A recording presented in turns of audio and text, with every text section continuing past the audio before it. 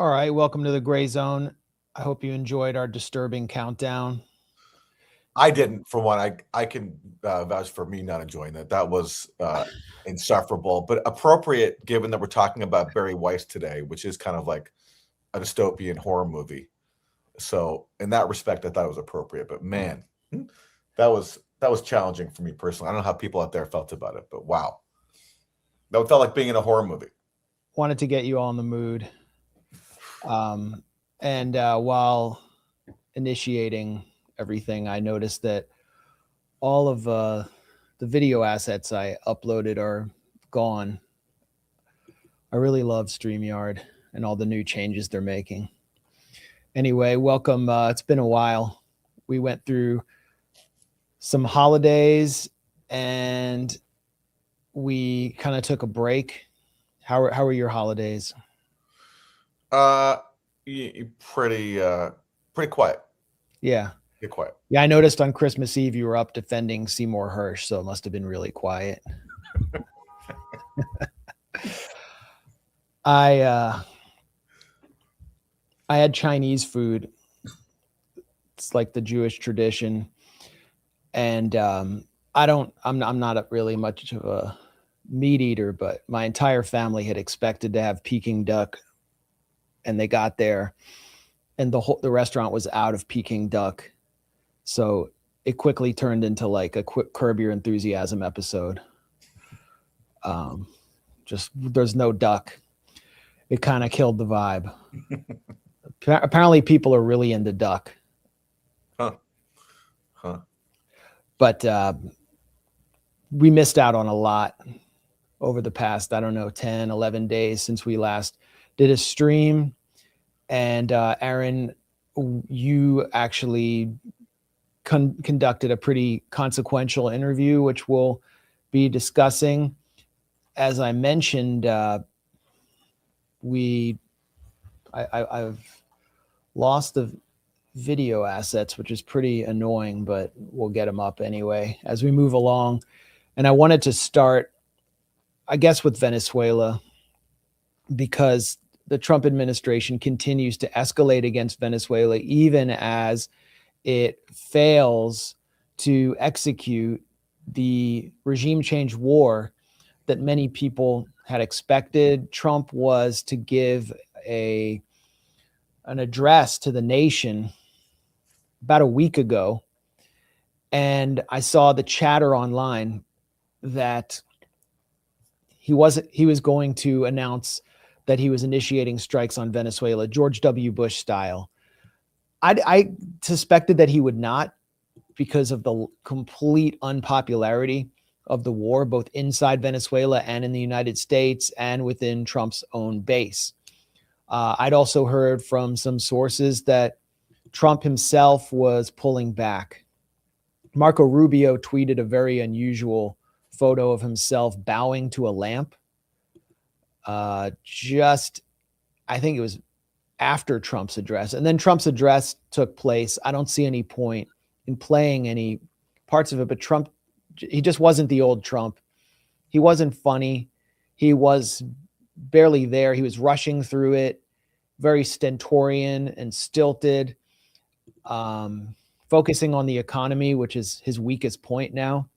And I think there was a recognition that attacking Venezuela directly was going to be a serious error, which must have upset the Gusano industrial complex led by Marco Rubio, which is one of the only elements in the United States openly pushing for this war. So this is the new policy rolled out. White House orders military to focus on quarantine of Venezuela oil. This is Reuters yesterday or 2 days ago.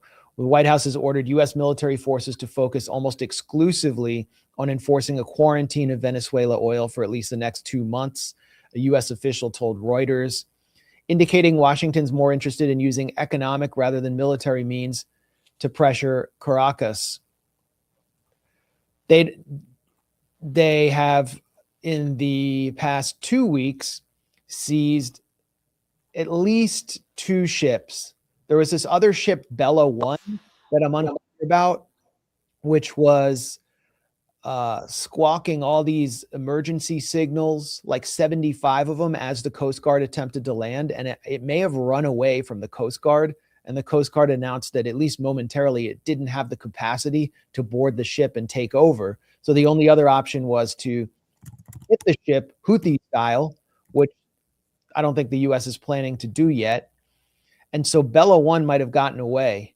If I was giving out resistance awards, Grayzone resistance awards, the crew of the Bella 1 would have gotten it. But I think more significant is the Centuries ship, which the U.S. attempted, or the Trump administration attempted to, or has seized.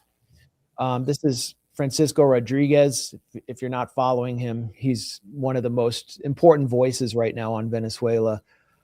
Professor at University of Denver, who's a scholar of the Venezuelan economy and how sanctions have affected Venezuela, and actually was a former opposition lawmaker who is not a Chavista. The vessel seized by U.S. authorities today is Centuries, a Panama flag crude tanker. It does not appear on the Treasury OFAC list of specially designated nationals. So the point is, they're seizing tankers that are not even sanctioned by the U.S. They're certainly not sanctioned under UN sanctions. And this is Chinese oil that they're stealing. It's oil that was going to China that was presumably purchased by China. So it's also an attack on China as well as Venezuela.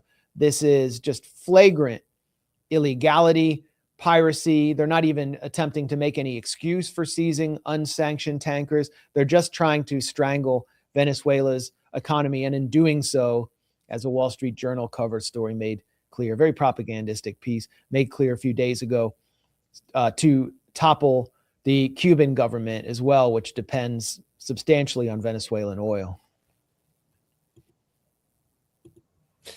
Yeah.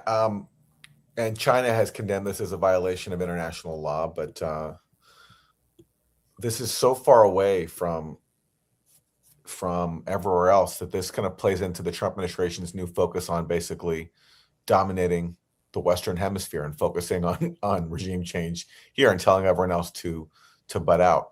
So I'm curious as to what, if anything, China and Russia and Iran are going to do, given that all these countries have the U.S. to deal with in their own neighborhood, where the U.S. is fomenting regime change and proxy wars around them. But the strategy of just making the Venezuelan people suffer, it's out in the open. This, for example, watch this exchange on Fox News, where basically they openly celebrate that the goal here is just to make ordinary people in Venezuela suffer by depriving their government of its resources.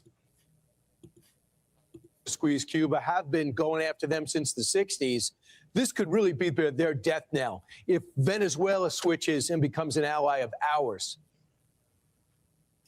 Well, that's right. And then also, it's if you pressure the Maduro regime so much, you mentioned that this is about 85% of the revenue that comes in that supports the Maduro regime. You're going to immediately have further crises. That's already a fragile government system for the Venezuelan people. They're going to feel that pressure even more, and they're going to blame Maduro. We also would love to squeeze. So there you go. We just make their country suffer, and then the people blame the government, Yeah. not us, because Not all that- we're doing is stealing their resources.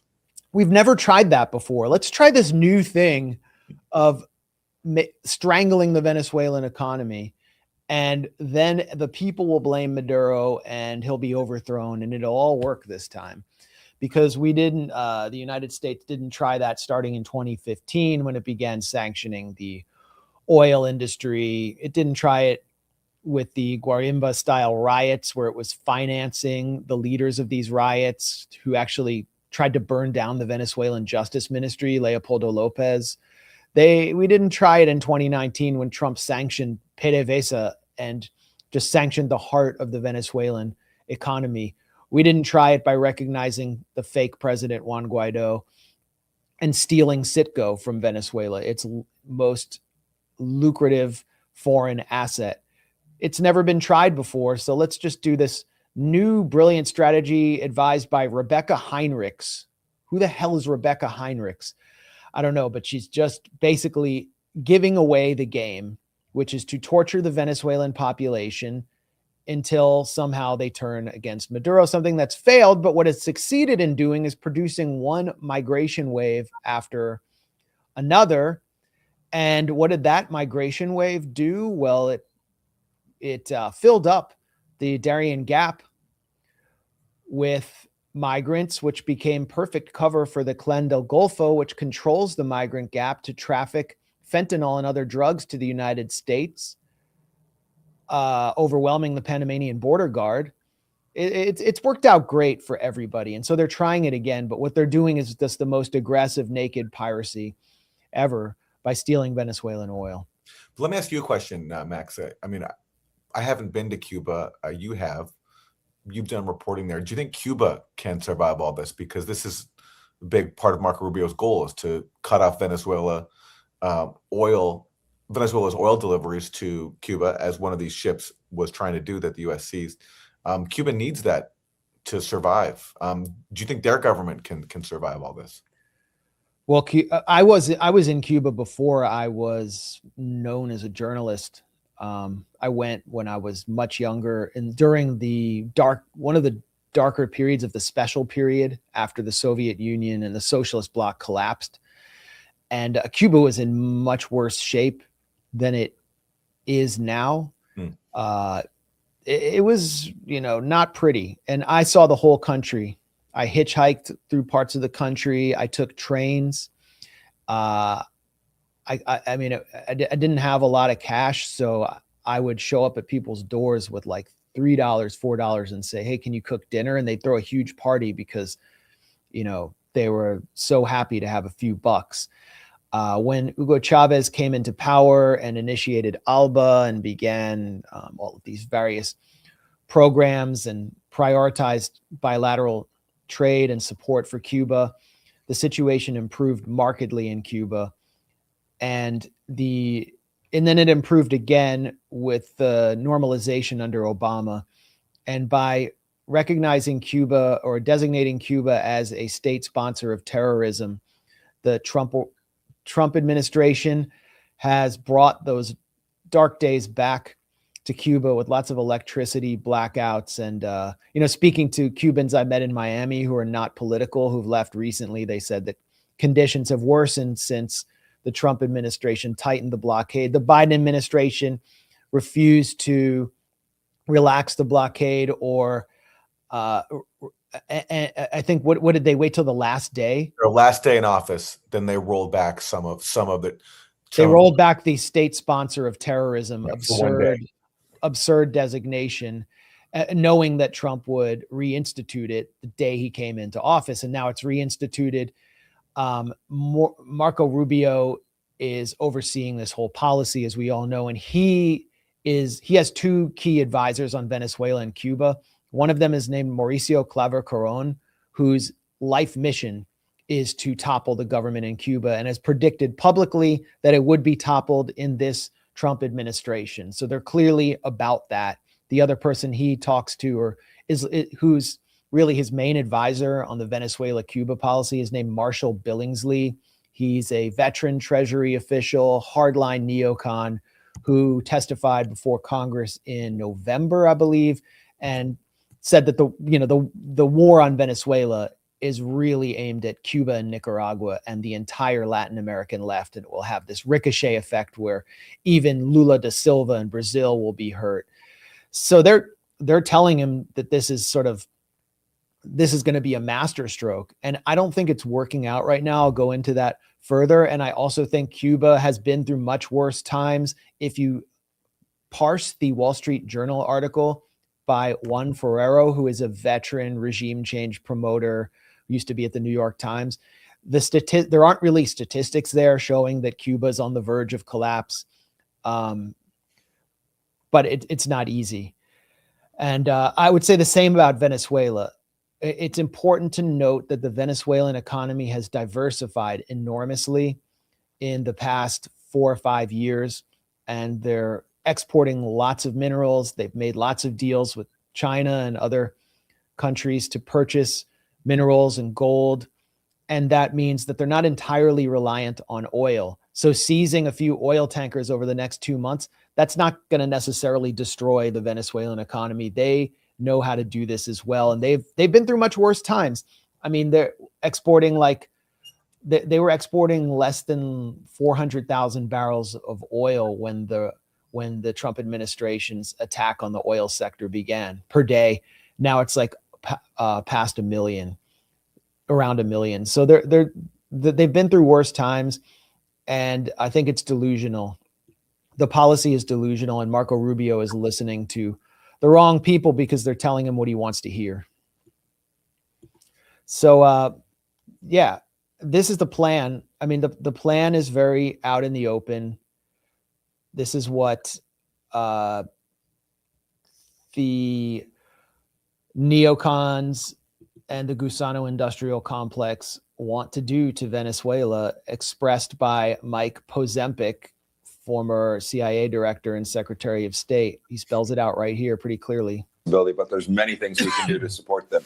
Most importantly, we can help rebuild what's been a disastrous set of policies about their economy that's destroyed their capacity to thrive, which is their oil sector.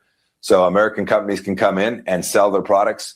Schlumberger, Halliburton, Chevron, all our big energy companies can go down to Venezuela, build out an economic capitalist model, which will restore Venezuela to what it was. Brian, you and I remember, it was a great economy for so long, and this knucklehead has destroyed it. Right.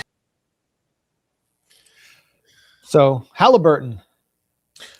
I mean, it's unbelievable. So, okay, so his argument is that Venezuela destroyed their own economy, but yet the sanctions he imposed target Venezuela's economy and its main source of revenue. That's what Francisco Rodriguez, the Venezuelan economist who you mentioned, has shown in his work. If you look at the graphs he puts out, the moment the U.S. imposes these crippling sanctions under Trump, that's when Venezuelan oil exports crater, as they were designed to do. So on the one hand, you design sanctions that destroy an economy, and then you go blame Venezuela for destroying its own economy, and you continue to impose those sanctions that make economic growth impossible, or at least very, very difficult. And let me ask you, so he says there that we all remember a time when Venezuela's economy was great, it was doing wonderful. I mean, what's the reality there? Well, the reality is that before Hugo Chavez came in, Venezuela had a 70% extreme poverty rate. Sorry, 70% poverty rate, 40% extreme poverty. The good old days, according to Mike Pompeo. Almost 50% of the population was denied the ability to vote through complex ID schemes. They were in the dark. Entire sections of Caracas were not even on maps. The population lived in absolute misery. And in 1989, Carlos Andres Perez was president, known as CAP, from basically in Venezuela at the time. This is the democracy they want to go back to. They had this agreement in a city called Punto Fijo, in which two parties which mimicked European-style parties or German parties. One was Acción Democrática, and it was the Social Democratic Party, like modeled after the SPD in Germany. And the other was called COPE, the Christian Democratic Party, center-right. And they modeled after the CDU in Germany. And they would just exchange power every few years in procedural elections. And no one from the outside who was populist or nationalist, who wanted to talk about nationalizing resources in a more comprehensive way, was allowed in. And so in 1989, there were basically bread riots. Riots against an austerity package, El Paquete, imposed by the IMF under Carlos Andres Perez, who had pledged to improve social conditions and actually was responsible for the first nationalization of the oil sector in 1976, which is interesting because Trump says that Chavez and Maduro stole the U.S.'s oil, but it was actually a U.S.-aligned president who first nationalized it. It gets more complicated from there. The point is the population just rioted, was sick of IMF austerity. the military came in, mowed people down, scores were killed in the streets, mass graves were dug to bury the bodies and conceal the evidence. It was one of the most painful moments for Venezuelans in their history. And 3 years later, Hugo Chavez staged a very popular coup with fellow leaders of the military to try to topple this neoliberal regime, the Punto Fijo regime, essentially imposed by the IMF and the US. And, people supported what Chavez did, but he failed and was jailed, and he came to power later. So that's what they want to go back to. And they want to bring in Halliburton. I mean, Mike Pompeo openly says it. What did Halliburton do during the Iraq War? Wyatt Reed has a good post about this at his Substack, which everyone should subscribe to. And he points out, and I mean, we all lived through this. Aaron, you lived through it. You were at Democracy Now! At the time. They were talking about it constantly.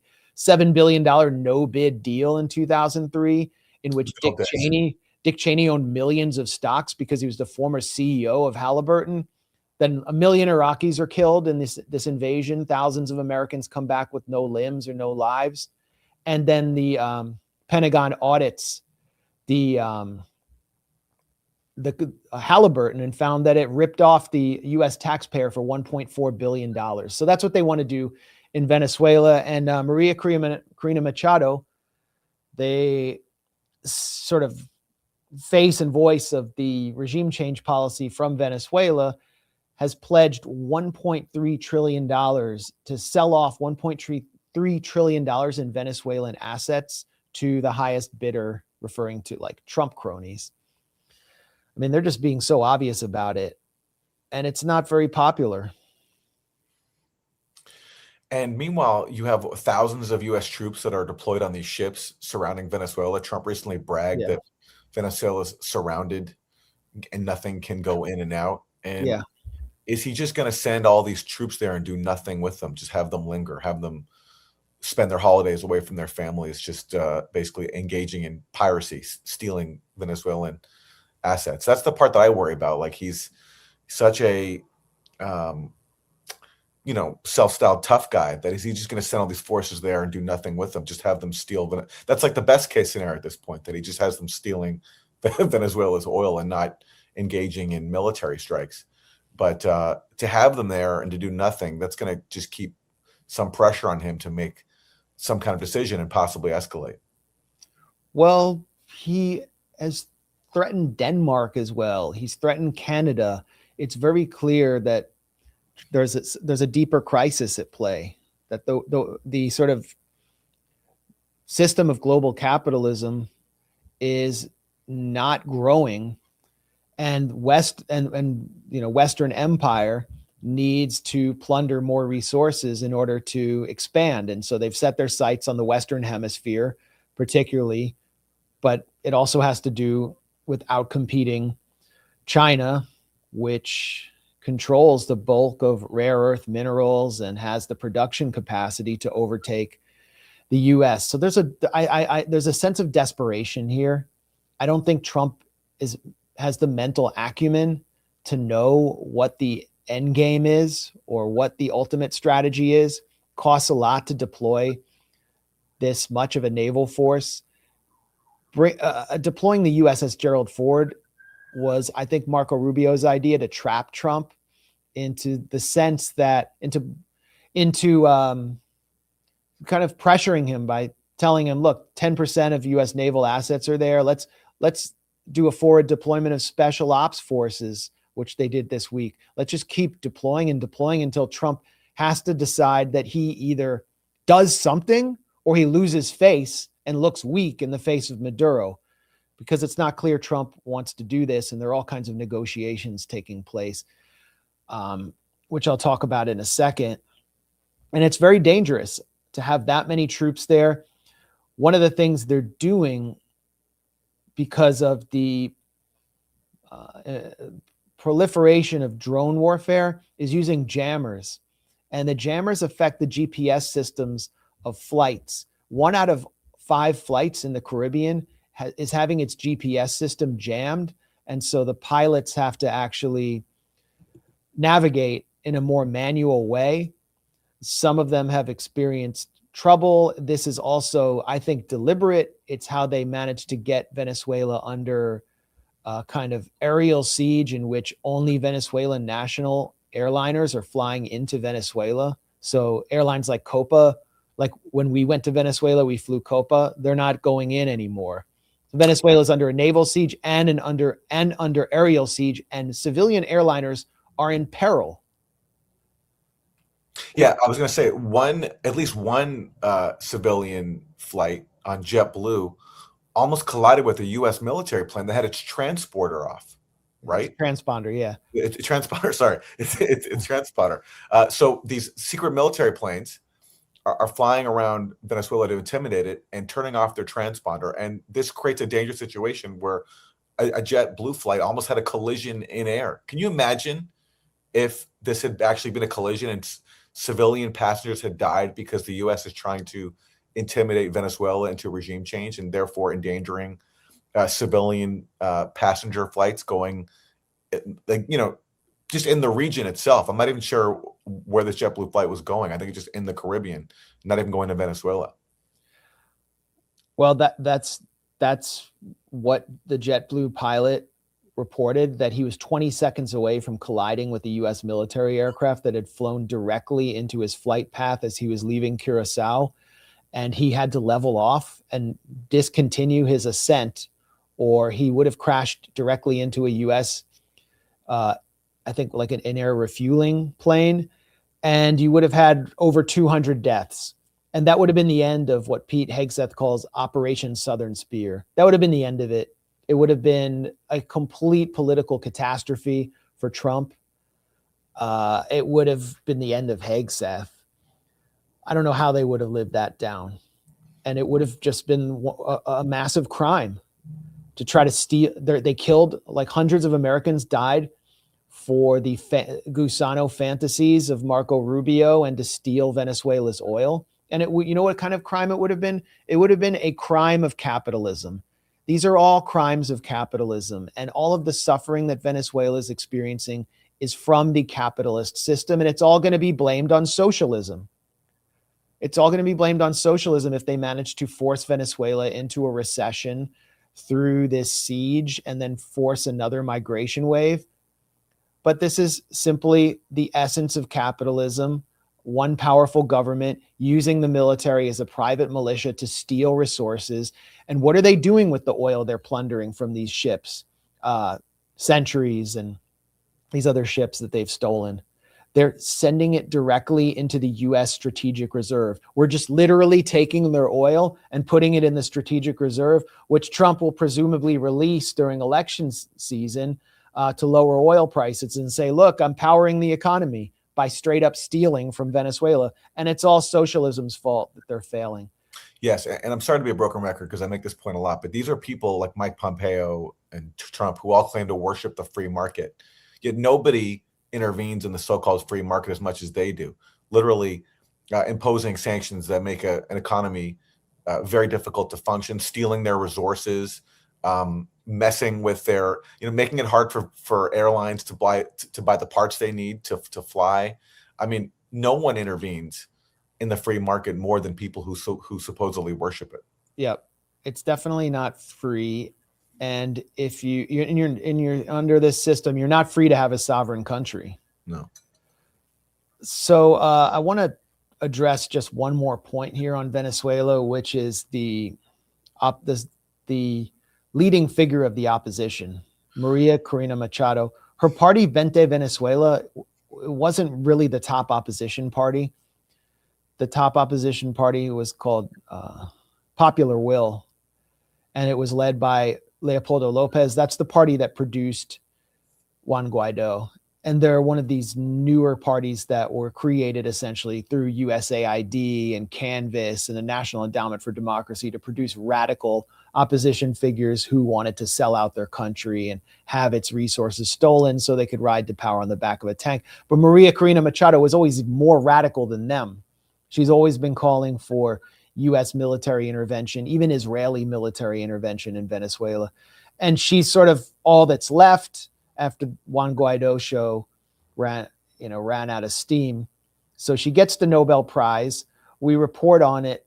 We have a report on it at the Grayzone based on a really devastating legal brief written by Julian Assange, illustrating that the Nobel Committee violated its own rules in giving a prize to someone who has already expressed their interest in seeing war crimes committed against their own people. Obama, that was a farce, but Obama had not yet committed or overseen war crimes. We're giving him a prize in hopes that he will bring peace, but essentially we're giving him a prize because we want soft power and we're Norway. We have 5 million people. So she is now coming to Washington. And I think this will be a pivotal moment for her in which we will see her weakened, because she will be asked questions like the kind she was asked on CBS Face the Nation, obviously a friendly interview with Bari Weiss's network that we'll talk about. But she was asked a few critical questions, or asked, just, do you support U.S. military action in Venezuela, which most Venezuelans don't? Do you support stealing these tankers? And her answers were absurd. In order to have democracy, and democracy in order to have peace. And in order to maintain freedom and to achieve freedom, you do need strength. The contrary would be the peace of the dead, in which you have a country under absolute, oppression and simply given in. And that's not the case. It's absolutely absurd that you see a regime, a criminal regime like Maduro, that gets support from Russia or from Iran, and then as a Venezuelan people not to ask support from democratic countries and democratic leaders. That's absolute absurd. We do not have arms. We have our will. We have the power of organization and the power of love, which at the end, I have to say that peace is ultimately an act of love. So basically, bombing Venezuela is an act of love.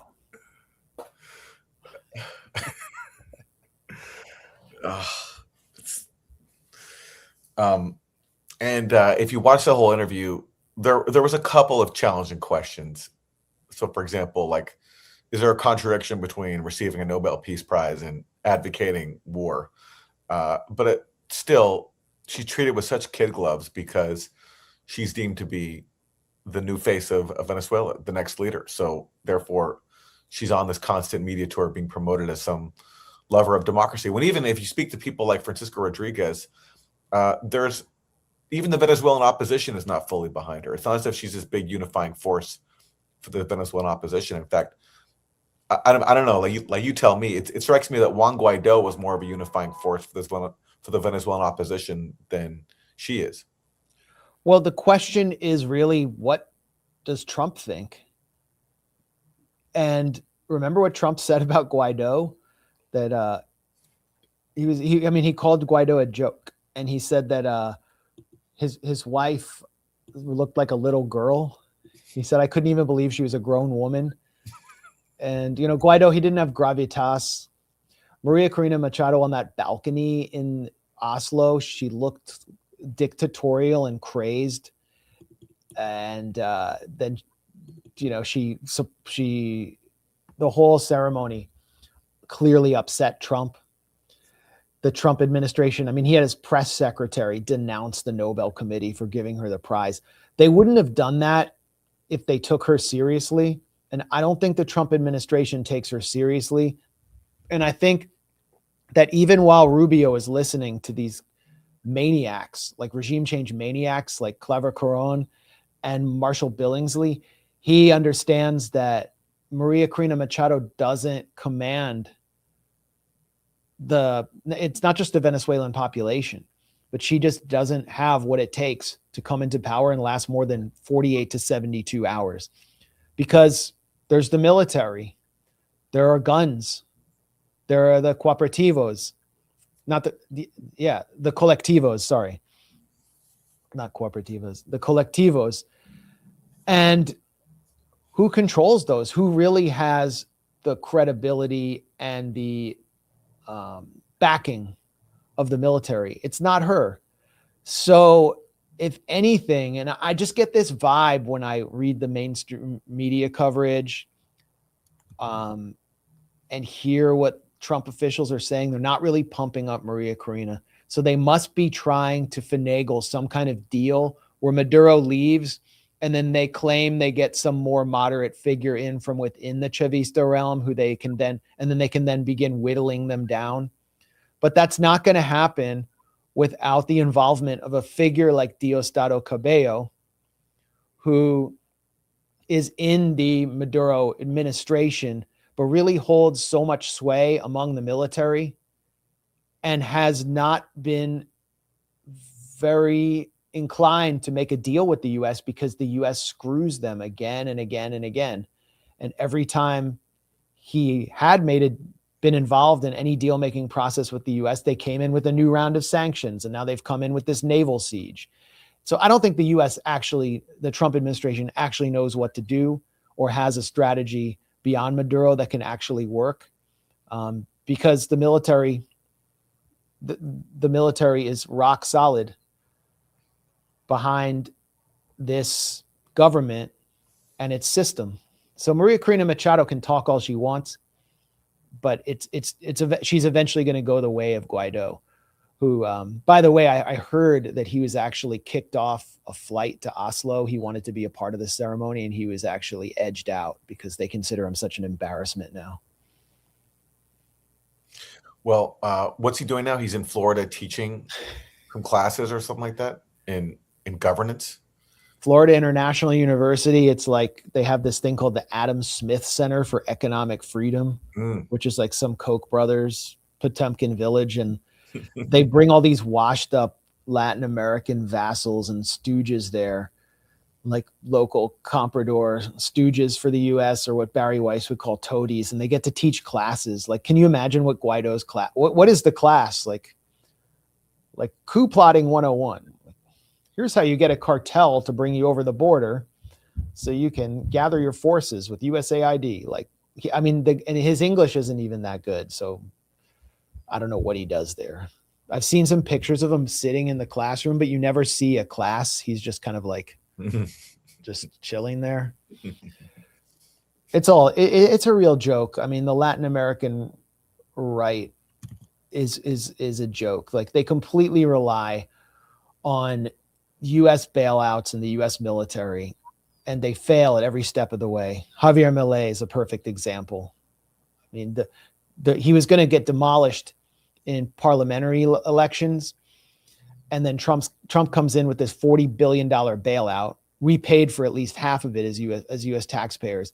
A complete repudiation of everything Milei had ever said when he was a so-called anarcho-capitalist. I mean, it's basically what he would have called corporate communism.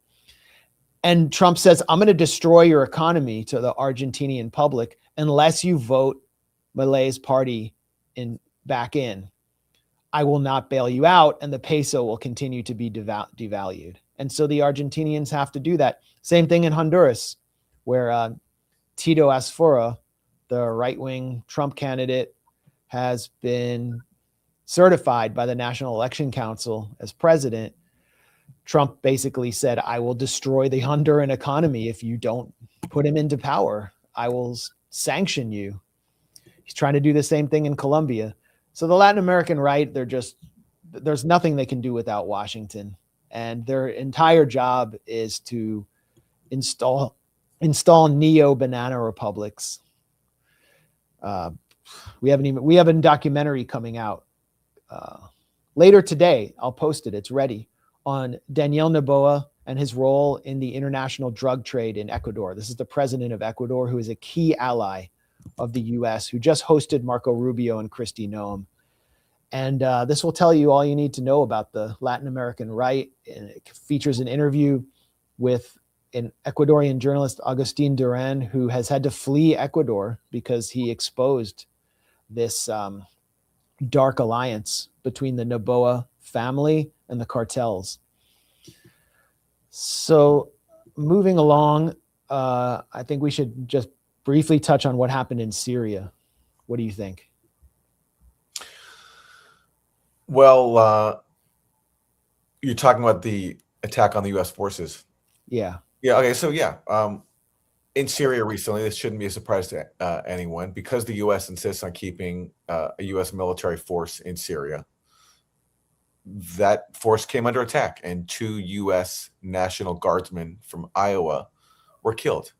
And they're the latest casualties of the U.S. regime change war in Syria. This happened under Biden as well. There was that drone attack on a U.S. military base on the Jordan-Syria border. And why are these soldiers there? They're there because the policy for a long time has been to steal Syria's oil and wheat, to keep Syria divided and keep Syria weak so that the government could be overthrown. And now that that was achieved a year ago with the overthrow of Assad, now they're there to help basically contain allies of Iran and Hezbollah and prevent them from receiving weapons, which the new Syrian government is now a partner in. And recall that when Trump, in his first term, tried to withdraw U.S. troops, officials under him simply ignored him. So all these factors, regime change war, contempt for democracy, like the elected president's orders for withdrawal, that gets ignored because it interferes with the overarching aim of hegemony. That leads to, more and more soldiers continuing to pay the price with their lives. And so what did Trump do in response to this? He bombed what he said were ISIS targets in Syria. And but the whole thing is difficult. And it also speaks to the fact that, like, when you arm an insurgency that's headed by the founding leader of Al-Qaeda in Syria and the former deputy leader to the leader of ISIS, you're going to have a new government that is compromised. And that's this militant who killed these U.S. soldiers was a member of the new government. Yeah, let's just recap. This is a pretty good summary of what took place, and I think it illustrates the scenario that we've been warning about and the points we've been making for years.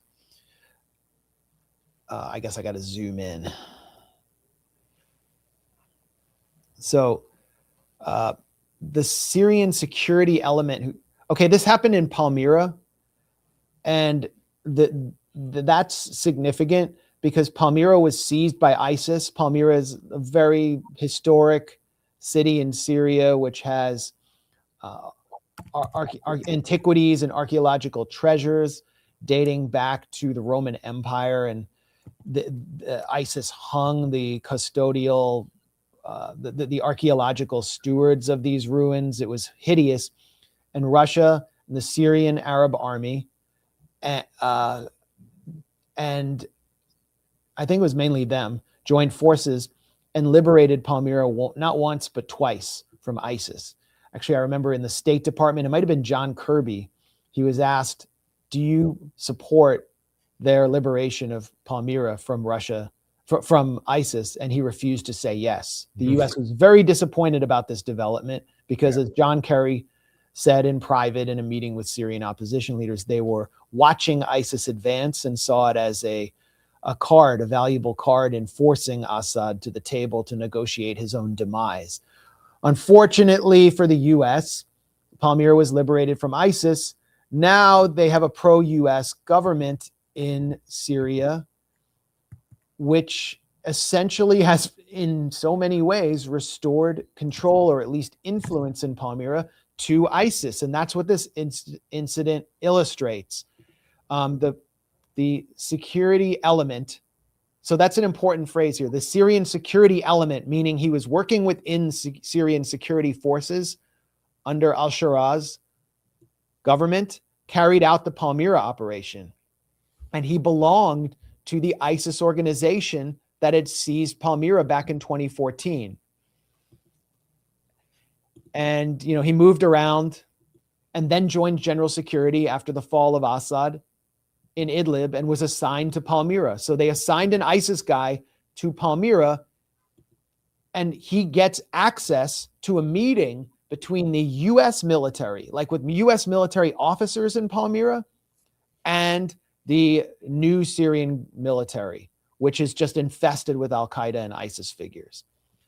And for whatever reason, the U.S. has National Guardsmen protecting the meeting. He didn't manage to get in. where senior officers were present. So in the corridor, he clashed with the American guards and the translator and then blew himself up, and he killed several National Guardsmen. So first of all, there was no, you don't have regular U.S. military forces there. You have weekend warriors guarding this. This guy could have got in and killed U.S. military officers. Then it would have been a huge scandal that they couldn't have covered up or swept under the rug like they're doing now. But this is the government the U.S. is supporting, which the CIA supported with a multi-billion-dollar dirty war. And so once again, you have National Guard, weekend warriors killed by someone who was groomed in many ways by the CIA, just like what happened here when 2 West Virginia National Guard members were killed by a former CIA death squad member from Afghanistan. All of our chickens keep coming home to roost, and the thesis of the book that's somewhere behind me, The Management of Savagery, continues to be validated and vindicated. And that's the scandal here. And now the U.S. is bombing ISIS targets in Syria. I don't even think they know what they're hitting. Yeah. To your point about how the U.S. basically looked the other way as ISIS took over Palmyra, this is what the LA Times reported back in 2018. Back in 2016. Last May, as Islamic State closed in on Palmyra, the U.S.-led coalition that had been pummeling Islamic State in Syria for the past 18 months took no action to prevent the extremist advance towards the historic town, which until then had remained in the hands of the overstretched Syrian security forces. And just as a parenthetical, they were overstretched because they were fighting U.S.-backed insurgents.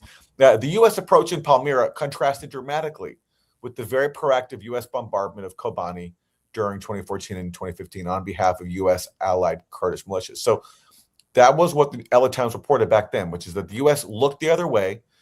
You think the U.S. couldn't see ISIS vehicles in the desert, crossing over on the way to Palmyra? Of course they could.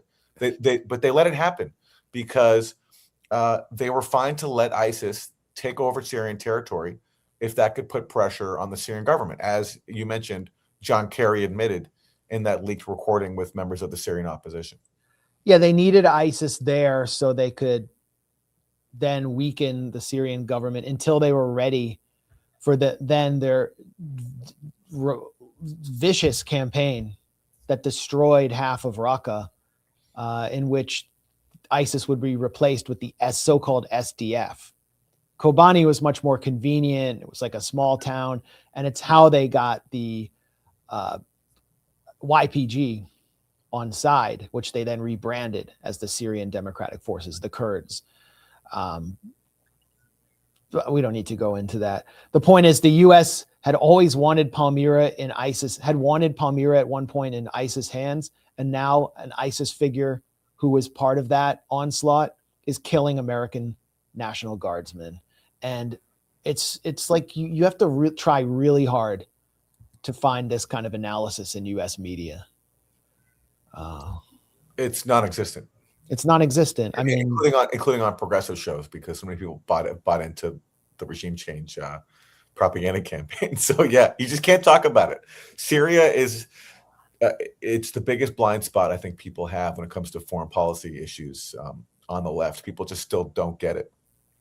Yeah, it's funny to see some of the like Aaron Zellin, like the Zionists who are hyping up Jolani all along, and talking about the diverse jihadists of Syria. Like they're for the first time ever, they're criticizing Israel because Israel's bombing the crap out of Syria. Yeah, because they don't. I mean, it hasn't clued into them that Israel just was using Syria, all exploiting its divisions to weaken the acts of resistance. And it's not as if just because they get the government of Bashar al-Assad overthrown, they're going to stop messing with Syria and exploiting it. They use Syria, they arm the insurgents to keep it weakened, to bleed Hezbollah, to bleed the Syrian government. And now that there's new government, and it's not as if they're going to just say, okay, job well done. They're going to continue using it to divide it, to keep the acts of resistance weakened, and to steal Syrian land, as they've done since Bashar al-Assad was overthrown. Stealing Syrian land with al-Sharaz de facto consent. And, is Syria free now? Is it a free country where democracy reigns? No. Everybody knows inside Syria. And you can even see this kind of buyer's remorse from some of the more mainstream Syria regime changers, that it replicates the telltale signs of a dictatorship. And al-Shara is surrounding himself with his family, and he's arrested a fairly recent Grayzone interviewee, Bilal Abdul Karim. Look at this headline from Reuters. I mean, like, what was one of the big points of celebration after Assad was overthrown? It was that the prisons are being emptied, torture is no more. This just came out the other day in Reuters. The headline is, Syrians emptied Assad's prisons. They're filling up again, and abuse is rife. A year ago, Syria's new leader pledged to close the notorious prisons run by Bashar al-Assad. The prisons and detention centers are again operating, and beatings, extortion, and other abuses have reappeared. Of course, this was going to happen. This is what happens when you destroy a country with a dirty war, prevent it from rebuilding with sanctions, steal its resources with U.S. military occupation, and fuel an insurgency that's led by the former leader of al-Qaeda. I mean, that's not a recipe for bringing freedom and democracy. And here's Bilal Abdul Karim arrested for criticizing Jolani. Ahmed al-Shara, the president. This is the second time he's been arrested, and he was jailed in Idlib as well. I interviewed him at the Grayzone. Someone I do not agree with his perspective or worldview at all. It's very, very much aligned with the foreign, what he would call himself a foreign helper, but the foreign fighters who have come to Syria. But if he were arrested under Assad, then you would see the human rights industrial complex howling about the arrest of this brave American journalist. And that's what they did when he was in East Aleppo and was signing off with his last message from Aleppo. So there's not even any talk about dissent or dissidents in Syria, just as there was very little talk about the slaughter of close to 10,000 Alawites in the early days of the al-Shara administration. If Bilal comes out of prison, we'll interview him again. Just because, it's good to know he's a protagonist who is explaining what's happening on the ground. We could even, host a debate. Who knows? But I debated him, and he was very explicit about his vision for Syria. But he's being arrested just for his words. There is no freedom of speech in Syria today. I think we should move on to new wars. There's a new war taking place. It's in Nigeria. Trump said, the U.S. carried out airstrikes last night in northern Nigeria. Here's Trump's statement. Tonight, at my direction as commander-in-chief, the United States launched a powerful and deadly strike against ISIS terrorist scum in northwest Nigeria, who have been targeting and viciously killing primarily innocent Christians at levels not seen for many years and even centuries. Blah, blah, blah. Merry Christmas to all, including the dead terrorists, of which there will be many more if their slaughter of Christians continues. This is the area in Nigeria, northern Nigeria. Maiduguri, if you see this town here, this is a majority Muslim area. I don't believe this is a Christian area. And there was an attack in which many Muslims were killed a few days ago, which I think was the justification for these U.S. retaliatory strikes against ISIS. Remember, the majority of ISIS victims are Muslims. So I don't even think Christians were killed here. This is just how Trump justifies this whole program to his base. And it's not even about defending Christians. This is the Department of War's appropriately named Department of War's post quoting Trump and showing the launch of Tomahawk missiles. And I point out Nigeria ranks 10th globally in terms of total oil reserves and 8th globally in terms of gas reserves. I mean, it makes why Trump's attacking Venezuela now. Threatening Venezuela. Now he's attacking Nigeria. Do you think this is a coincidence and that he really cares about Christians when he's attacking majority Muslim areas? And actually the perpetrator of the recent attack is not even known. It looks like he's trying to escalate and increase U.S. military presence in order to extract wealth from Nigeria, as the US and UK have traditionally done. And you have a fairly hapless pro-US president in Bola Tinubu, who is not exactly resisting the growing US military presence. This is a guy who is accused, by the way, of running heroin smuggling rings in Chicago and is a billionaire, but no one knows why. So it looks like another opportunity for Trump Incorporated in Nigeria. And they brought in noted Christian icon and moral majority influencer Nicki Minaj to make the case for Nigeria. And, it's not like she was purchased by some kind of, Trump Incorporated tech warlord like Peter Thiel or someone to just go to TPUSA and declare that Trump is saving Christians in Nigeria. That couldn't have possibly happened. This is just something Nicki Minaj is doing because she believes in the mission. Yeah, she was the surprise guest at the Turning Point conference, interviewed by Erica Kirk. Was it her who referred to JD Vance as an assassin? Right in front of Erica Kirk. That was a little awkward. But yeah, Charlie Kirk called her like some low-life prostitute when he was alive. And here's what we're seeing. I don't know where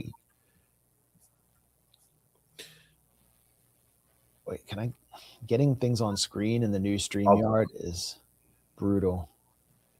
There it is. There it is.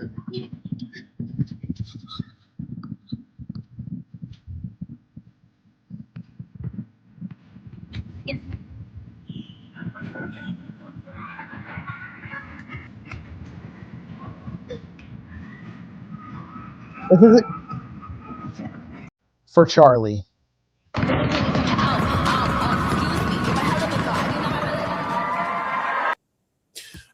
I mean, since we're on the topic, what did you think of the Turning Point event? It was pretty explosive. It was basically, it was like just, it felt like high school, just everyone sniping at each other. But there was a substantive fault line. This wasn't just like petty egos. Israel was a major point of contention. Ben Shapiro went on stage, attacked people like Tucker Carlson and Megyn Kelly and Steve Bannon, and they fired back. I mean, Tucker went on stage and fired back at Ben Shapiro. Megyn Kelly then went on and attacked Ben Shapiro and said, basically, you don't get to dictate to us how we feel about Israel. That was the most. First of all, let me just say that if and when I get my head blown off, like opening for Jimmy Dore by a Ukrainian Nazi or a Zionist Kahanist fanatic, I can pretty much be sure that in 2 or 3 months after my on-air live assassination, that Anya will not be doing any sit-down interviews with Little Kim or Megan Thee Stallion or some like D-list version of them, like Big Clit, SoundCloud rapper. It's not going to happen. And I find this highly unusual. And it doesn't matter what Candace Owens says about Erica Kirk. Everybody can see that there is something just very weird about this and very inappropriate and trashy. And it speaks to Erica Kirk's origins. It's very, very it's not just visually arresting. It's sort of, it's not just cringeworthy. it's gut-wrenching. And I think TPUSA has clearly lost its luster. They're trying to grift as hard as they can to make as much money as they can off Charlie Kirk's martyrdom while it's still fresh and while Trump is still in power and while TPUSA still has its power base. And so naturally, they're sort of like crabs in a barrel, and everyone's trying to get a cut of whatever they can. And then you have this rift that it is about Israel, but it's about, I think, much more. It's ultimately about power. And on the one side, you have Tucker, Candace, who's on the outside. She's not allowed anywhere inside any of these AmFests, but obviously she was the former communications director, close friends with Charlie Kirk. And you have the Groypers, who have infiltrated TPUSA in a strategic fashion. And then on the other side, you have pro-Israel forces, which are also, right now, they're the pro-Trump forces. Because with Charlie Kirk's killing, what the Trumpist faction, which is now the Republican establishment, wanted to do was point the finger at Tyler Robinson as a sort of avatar and symbol of the left. Trans furry who wanted to kill Charlie Kirk because of his free speech, because he was too outspoken against the trans community, and that the left is intolerant, and therefore they need to escalate the neutralization of the left and destroy Antifa and enact a new COINTELPRO, and to really ram it down the left's throats and hang this around the Democratic Party's neck like an albatross. Then Candace Owens comes in and starts speculating that Israel did it, or maybe French intelligence did it. Everybody did it except Tyler Robinson. And this is so frustrating to the strategy that they had mapped out from the beginning, where Netanyahu said, "Oh, we're going to blame Palestinians and Muslims. Muslims were at fault. I don't know." And so there's this fury at Candace Owens for just taking her very large and growing audience, which includes many suburban women who live in swing areas, and confusing them. They're so mad. And so Ben Shapiro was assigned to be the voice of the pro-Trump establishment, which is ironic because Ben Shapiro, when he was at Breitbart, left Breitbart because they were too pro-Trump, and he was initially a never-Trumper. Now he's the voice of the pro-Trump establishment because he's speaking on behalf of the donor class. And I think that he actually made a very effective presentation at TPUSA, even though I can't stand him. I hate everything he stands for, because he didn't put forward a critique necessarily, and he didn't mention Israel at once. He just simply tried to undercut the Candace, Tucker, Groyper, not that they're all aligned, faction, and paint them as deranged conspiracy theorists who had no evidence, while he is on the side of truth and Trump. And he painted them as sort of outriders who are weakening Trump. And I think you can't underestimate what he's doing, because he has the backing of the donor class behind him, whereas the other sort of anti-establishment faction has the backing of the under 40 crowd at TPUSA, who I think will leave the organization or have already left it. And what's one other point, the Israeli foreign ministry and its assets in the US have mapped out a plan to distract from the Gaza genocide with Islamophobia.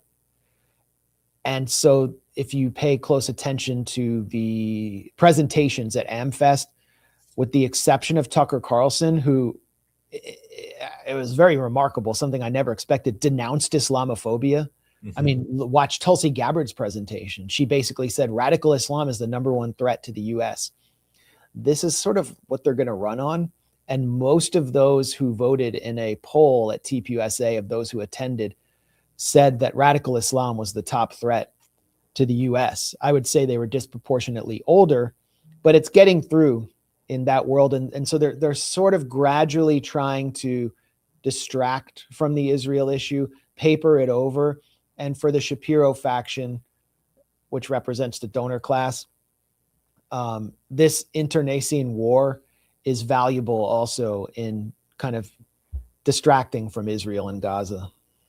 And that's where I think Candace Owens ultimately helps them, because, well, look, I have to acknowledge she's taken some courageous stances against, Zionism and called it out. She also says absolutely unhinged things. And then people like Ben Shapiro exploit that to portray that whole wing of the MAGA movement that's critical of supporting Israel as, conspiracy theorist, as unhinged, and so forth.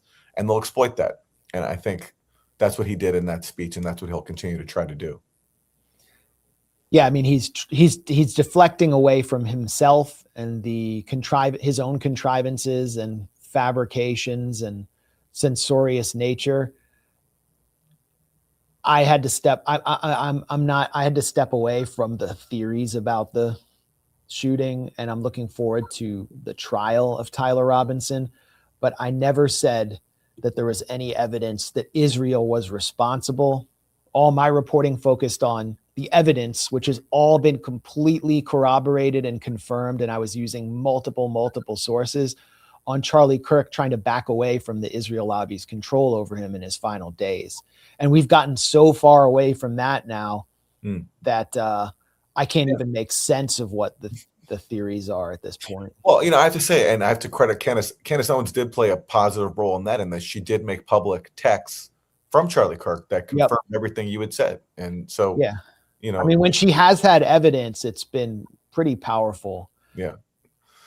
She doesn't have evidence for some other things that she said, but that doesn't negate the instances where she does have evidence. And it was important what she did there, because that was a big problem for the Israel lobby, showing that like Charlie Kirk was being essentially intimidated by pro-Israel donors. Well, I think Tucker remains the biggest threat because he's still in the building. And there's internal strife in TPUSA. There are all these rumors that Andrew Colvett is, on the side of the Tucker Candace faction. Like, you can't really tell who's on what side. They don't have a charismatic personality to replace Charlie Kirk with. They just have a effective model for grifting. And Tucker remains the most popular conservative host, broadcast personality in America who gets the keynote spot at TPUSA.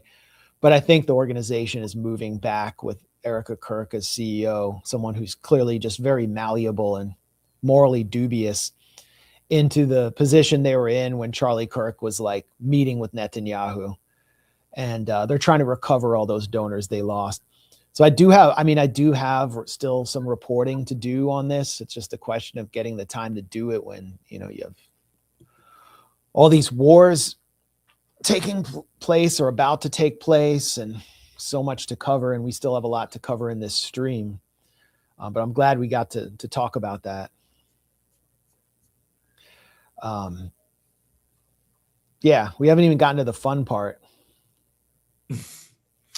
The part for which the horror movie music that introduced this show was very appropriate for, because it is a horror movie. Imagine working at CBS News, you spent your career in journalism, and all of a sudden you have to answer to a opinion journalist with no reporting experience, who was installed in the job by the new billionaire owners who are devoted to Israel, and that's why she's there, is because she's also a lifelong pro-Israel activist. And now all of a sudden you have to answer to her, all while her bosses are trying to get Trump's approval for their bid to expand their media empire even more. We're talking about Bari Weiss working for the Ellisons at CBS News, and this latest embarrassment for them, at least if you care about having some shred of journalistic integrity, where Bari Weiss essentially censored a 60 Minutes story on behalf of the Trump administration.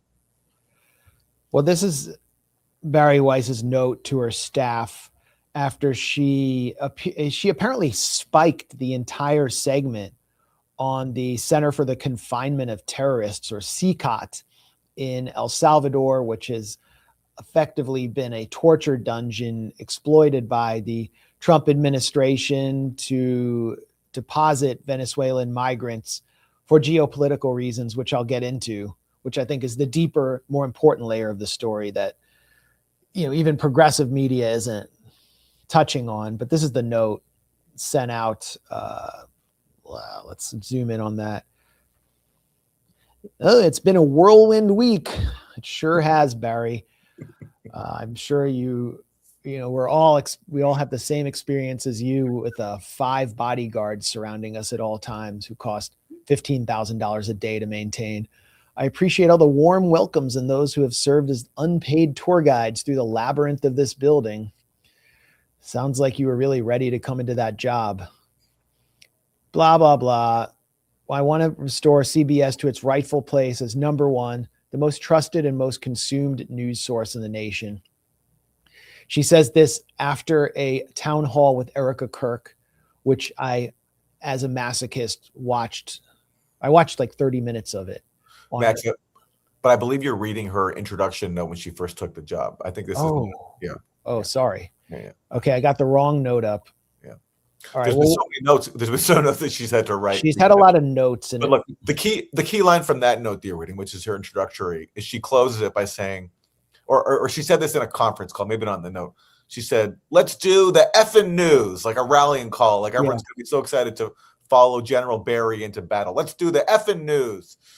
Well, apparently covering the torture of undocumented immigrants kidnapped by the Trump administration, according to Bari Weiss, is not the effing news, because last week she pulled, as Max mentioned, at the last minute, as the show was basically about to go to air, a 60-minute story about CCOT. All right. Well, here's a note from Sharon Alfonsi, who is 60 Minutes higher up, a producer, who said she learned that Bari Weiss spiked our story inside CCOT.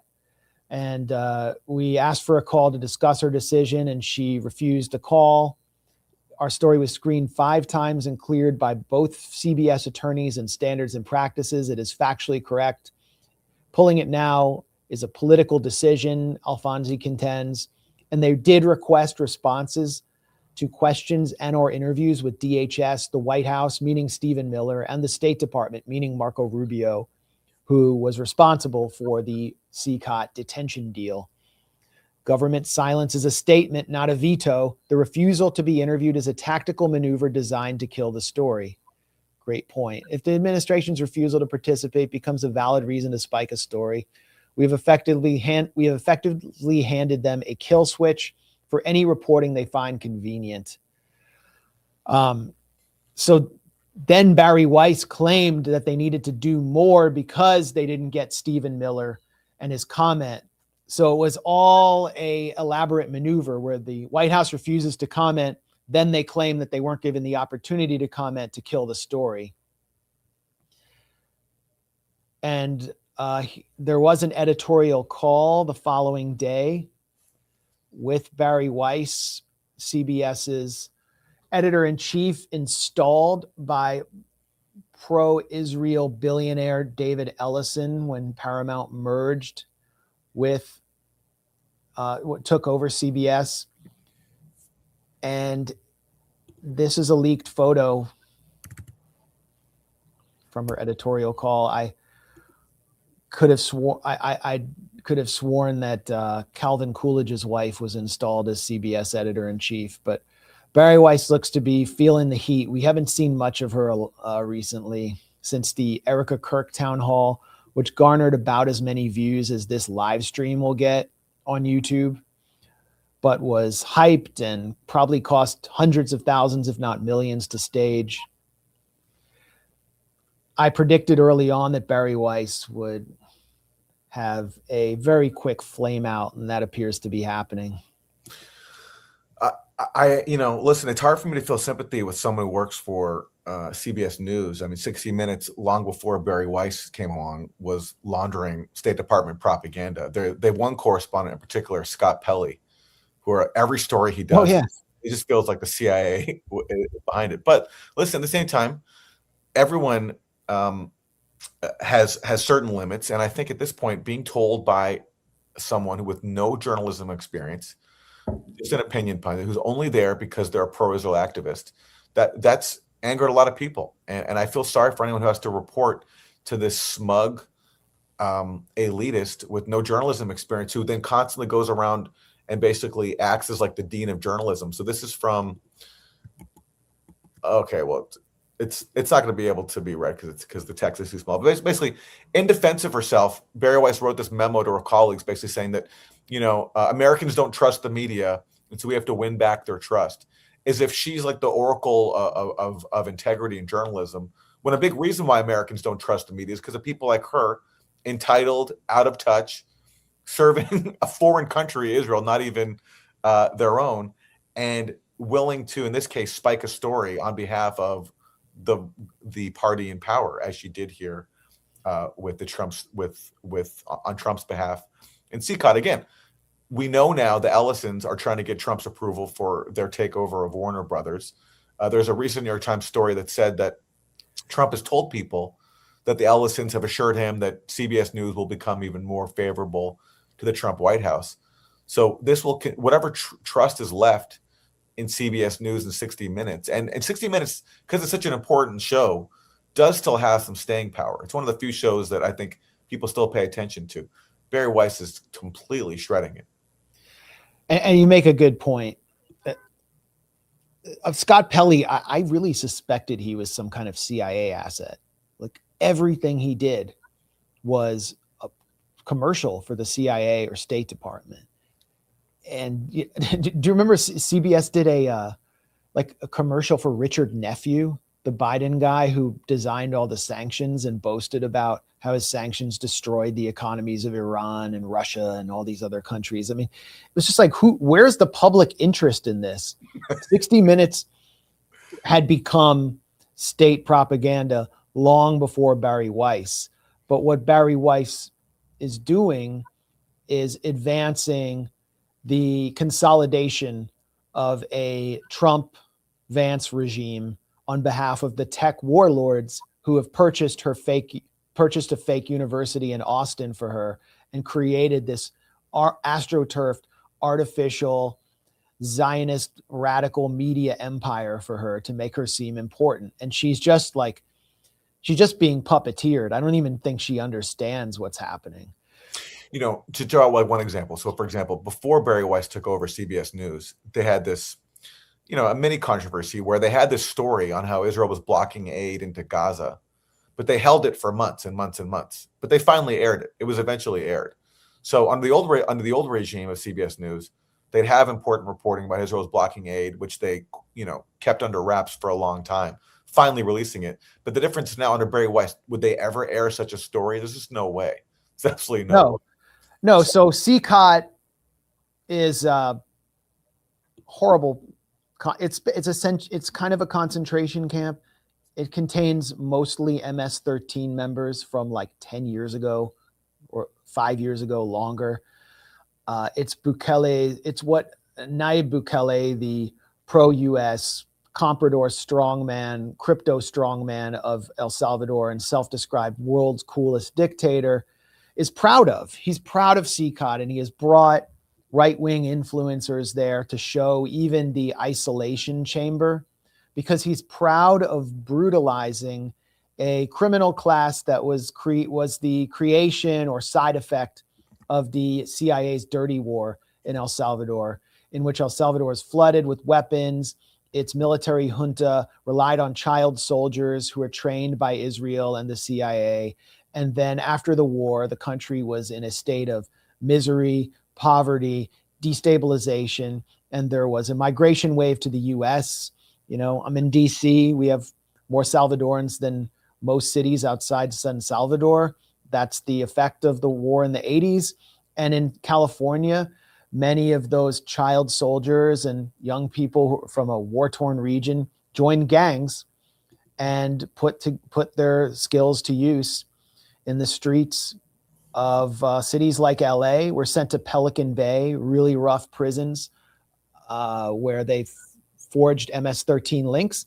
And then they were all deported back to El Salvador deported in very large numbers under the second Bush administration. And you just saw the violence increase enormously in El Salvador until Bukele institutes a state of emergency where there's basically no due process. Thousands of people are sentenced at once. Anyone with tattoos who's poor becomes a suspect. And he claims to have cleaned up El Salvador and reduced violence. There's a much more complicated story there that Bukele and his promoters in the US do not want to get out. But CCOT was sort of something he was proud of. And now it's become something that the Trump administration wants to cover up. Why is that? Let's just watch like 2 minutes of this 60 minutes segment and then talk more about what I think the real issue is here. And how this implicates certain Trump officials. And it'll take me about 20 years to get it on the screen with the new StreamYard. That's on there. Illegal crossings are now at a historic low.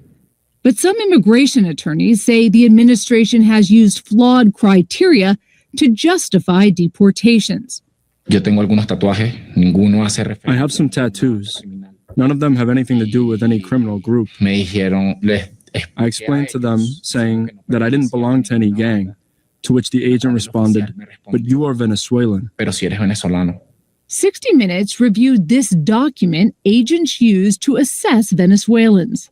A person with 8 points was designated as a Tren de Aragua gang member and deportable. Tattoos and immigration officers suspected of being gang-related earned 4 points. But criminologists who study gangs say tattoos are not a reliable way to identify Venezuelan gang members because, unlike some Central American gangs such as MS-13, Tren de Aragua does not use tattoos to signal membership. Venezuelan national William Lozada Sanchez was also deported to CCOT. He told us the guards there also accuse Venezuelans with tattoos of being gang members. He detailed months of abuse and being forced into stress positions. So you had to be on your knees for 24 hours? Yes, because they put a guard there to watch us so that we wouldn't move. What would happen if you couldn't make it? They'd take us to the island. What's the island? The island is a little room where there's no light, no ventilation, nothing. It's a cell for punishment where you can't see your hand in front of your face. After they locked us in, they came to beat us every half hour, and they pounded on the door with their sticks to traumatize us while we were in there. The torture was never ending. Interminables. They would take you there and beat you for hours and leave you locked in there for days. Some of the deportees described being sexually assaulted by the guards. They were hitting your private parts? Sí. With a baton? No, they tugged at them with their hands. And they did that to multiple people? A su mayoría. To most of us. The men say they grew weaker by the day. Can't air that. Not ready for broadcast. No, Yeah. the super Jew of journalism will not allow anyone to hear about a concentration camp because Zionism mandates that Jews support concentration camps in this reality. It's true. It's very true. So there's a lot just in that 2 minutes. The designation of anyone as a Tren de Aragua member because they have tattoos is absurd. The more sophisticated cartels today, they know that their members should not have easily identifiable tattoos like the old school MS-13 members, the OGs you see in CCOT have, because it's just too easy for them to be captured and rounded up. And so everyone you see when the influencers come and they line all those people up like Kristi Noem, like showing up there, very disturbing scene. And they line these guys up behind her. Those are guys from like a long time ago in the streets. Like they all have tattoos. Tren de Aragua is a Venezuelan gang. And only 3% of the Venezuelan migrants who were sent to CCOT had ever been convicted of a violent crime in the US. So there's that. Then they were all also tortured, but they never were supposed to be sent there, didn't know they were going to be sent there. And Stephen Miller has really been out front calling for everyone at 60 Minutes to be fired. He's the face and voice of Trump's deportation policy, but he's not the main figure behind the CCOT policy. The main figure behind this policy of sending Venezuelans to El Salvador CCOT is Marco Rubio. And Marco Rubio is close friends with Nayib Bukele. Like, he has a much better relationship with him than he has with other pro-US comprador figures in Latin America. And it was Rubio who arranged for those Venezuelans, personally arranged for those Venezuelans to be sent there, rather than to be sent to Venezuela. And this is the key point. Trump's special envoy to Venezuela last March, Rick Grenell, was negotiating a deal with Maduro's government to allow Chevron to have extended drilling rights inside Venezuela. And in exchange, Maduro would accept direct flights of Venezuelan migrants, key priority for the Trump's deportation policy. And these 250 guys were supposed to be sent directly to Caracas. Marco Rubio did this to sabotage negotiations with Venezuela to advance his regime change mania. He didn't want Venezuela to get revenue from Chevron. He didn't want negotiations with Maduro at all. And he wanted to paint him as someone who was a rejectionist on the deportation flights. And so the 250 men who were sent to be tortured in CCOT were collateral. And they were tortured just for Rubio's regime change fantasies. This never had to happen. Venezuela was ready to accept them in exchange for Chevron drilling rights. Not only that, and this is like where it's really key, this answers the question of why did CCOT go from being something Bukele was proud of to something that the Trump administration wants to hide. Rubio kneecapped Trump's Department of Justice and the career professionals in the Department of Justice who had been cultivating several very high-level MS-13 leaders from El Salvador as assets and informants in order to break up the gang structure in the United States. And Rubio betrayed the Department of Justice and the agreements that those MS-13 informants had signed and sent them back to El Salvador to be disappeared into CCOT where they could be silenced. Why? That was something Nayib Bukele sought, because Bukele had been carrying out secret negotiations with MS-13 and those particular leaders early on in his administration in order to reduce violence in the streets. So he says, oh, my iron-fisted mano duro approach is the real reason why there's no violence in El Salvador. No, actually, he was taking the same approach that Mexican administrations like Sheinbaum and AMLO have taken, and Colombia, Petro has taken, which is negotiating treaties. And he doesn't want the press to know that. So these guys have to be disappeared, silenced, and screw over the DOJ in order to get those Venezuelans in there in CCOT to fracture negotiations with Venezuela to satisfy Rubio's regime change mania, which means that the CCOT piece has to be spiked because it exposes the at least surface level scandal, which is that these guys were all tortured for no reason. But this is a deeper scandal. It has to be spiked, even though it doesn't go into the regime change aspect that you just detailed. And that's why it's so important for people to understand you can't just view these stories as an issue of human rights. I mean, which of course they are. I mean, the torture, you see it laid out there, but it's not just about abusing these people. It's also about serving a broader agenda of regime change. And it's just amazing how often you look at a story and you look under the surface and it all goes back to regime change. There's on so many stories where you think it's just a story of horrible abuse and torture. No, there's actually an underlying agenda to it. And that's why, I mean, to toot our own horn, the gray zone is so important, because we just go there where other places just don't go. I mean, what you just laid out is not explained anywhere else. And it's so critical to understanding this story and what these people went through. They had to suffer because of the Trump administration's not only contempt for undocumented immigrants, but also because of their zeal to overthrow a major global South country. Yeah, I mean, you have to synthesize it, but it's out there. You have to look for it. And you can find scattered pieces of this information in mainstream media, but no one synthesizes it into a more meta narrative about Marco Rubio's ultimate goal of toppling Venezuela and Cuba and all of the collateral damage it does. Then, I think there's a separate story here, which is Bari Weiss's role, and it's being fulfilled. Everyone can see what she really is now. She's exposed what corporate media always was, which is a state tool, a tool of the corporate state. And she's so sloppy and so zealous that it's discrediting corporate media, and it really emphasizes the importance of supporting independent media. This is a point John Mearsheimer made in a mono that I've seen him deliver that went around very widely.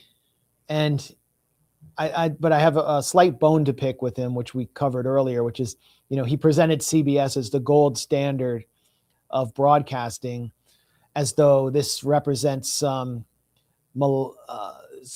terrible transition into an anti-democratic regime taking control of the U.S. when you see a CBS News editor pumping out state propaganda or killing pieces on behalf of a government leader. I mean, it was, as we said, the 60 Minutes is a traditional vehicle for CIA propaganda. Even going back to the Church Committee, you had CBS News executive editor testifying that CIA agents were implanted into CBS. So this is nothing new. And remember the way that U.S. media in lockstep covered up and refused to report on Hunter Biden's laptop and presented it as Russian propaganda. Remember the way that U.S. media reported in lockstep all sorts of lies about Russiagate or COVID-19, or how the social media platforms would ban anyone who challenged these lies or suspended anyone who challenged these lies. It kind of fueled the Trump resurgence. And now Trump is playing on that sense to consolidate his own version of a regime. But essentially, we have two power mafias competing to consolidate a regime and undoing everything that one another has done. This is what happened, I think, 2 days after Bari Weiss spiked the 60 Minutes piece. This was what we saw on 60 Minutes. I'm sorry, what we saw on CBS. And 47th President of the United States, Donald J. Trump.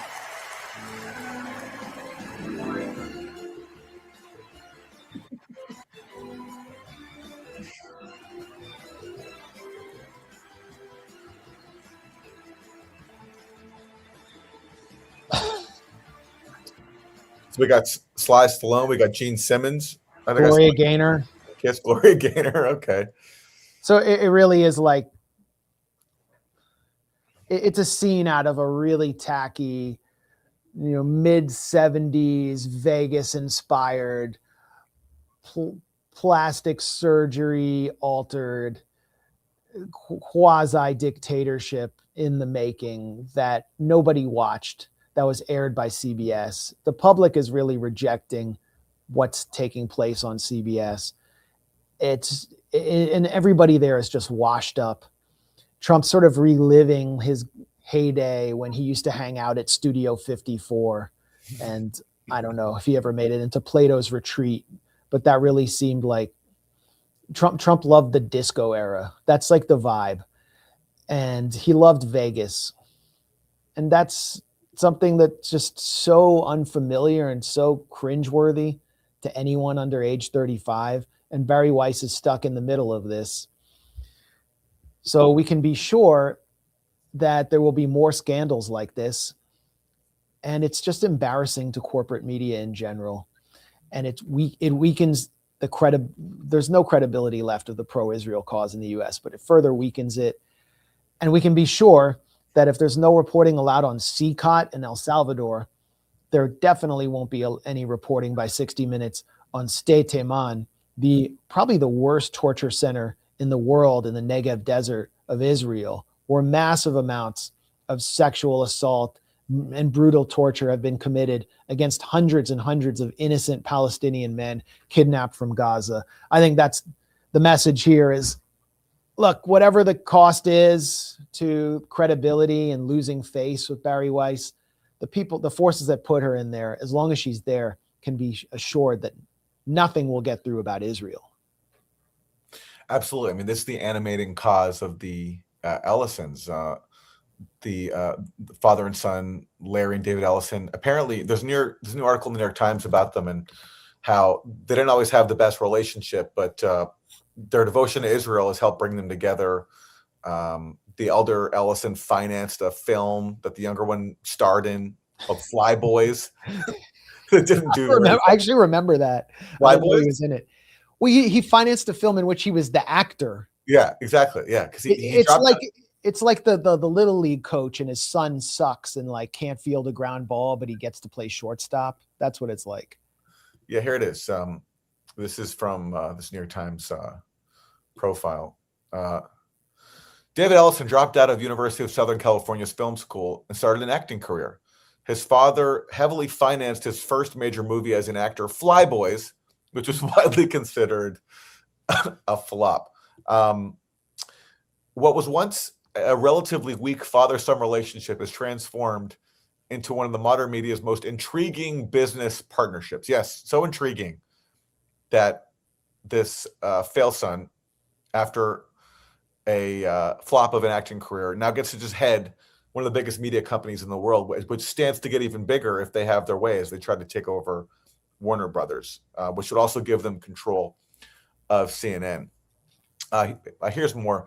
Mr. Ellison was once a stalwart Clinton-era Democrat, but has gravitated towards Trump in large part because of the president's support for Israel.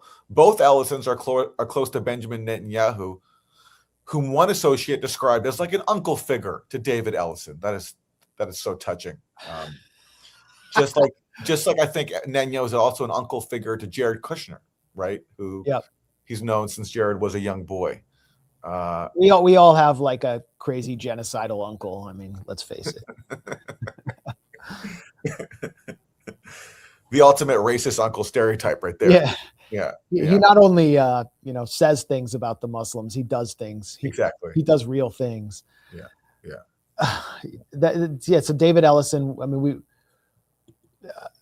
basing our piece on Jack Paulson's reporting. Wyatt Reed reported that David Ellison had been recruited almost 10 years ago as part of a 12 Tribes initiative to find 12 U.S. billionaires to fight Palestine inside the U.S. media. And he was to be one of those 12 Jewish billionaires, which they call the 12 Tribes. And he was emailing with Benny Gantz, and the emails leaked, and it shows that, he's been up to this for a long time. His father was a Zionist, radical Zionist, who supposedly switched to Trump from the Hillary Clinton camp because he considered Trump to be a more reliable servant of Zog. And that's, something that has happened with a lot of these tech billionaires. I think Mark Andreessen was a Democrat. Andreessen Horowitz, Ben Horowitz probably was more of a right winger because his father is David Horowitz. But a lot of the tech warlords who support Trump were Democrats, and Larry Ellison was one of them. And now he's the largest donor to Friends of the IDF. And it's very clear what they've done. It's clear to everyone. And I wonder how deep the influence goes at CBS. I mean, we're talking about 60 Minutes. We have, an email chain, and the producers are up in arms. But this was the scene on CBS Face the Nation during the height of the holiday season as Christmas loomed. And it was during one of the nights of Hanukkah. I don't know which night. but my close colleague Anya Parampil did a side-by-side comparison here of CBS faced the nation before Bari Weiss and after. This is before. This is during the Hanukkah holiday, and with Christmas on the way. 2024, Major Harris's guest hosting. You see like a Christmas tree, which is sort of like a secular symbol. Oh, Tannenbaum, oh, Tannenbaum. And there's like the White House and the Capitol, and you don't notice anything. Also, like most Americans are, technically Christian. It's a majority Goyish country. Okay. And then you have Margaret Brennan hosting in the Bari Weiss era. And there's a gigantic menorah behind her. It's like the one that they put up like in the ruins of Gaza that the Israeli soldiers put up. I wonder if Bari Weiss came in and said, like, I know we're 2.5% of the country, but we will be represented.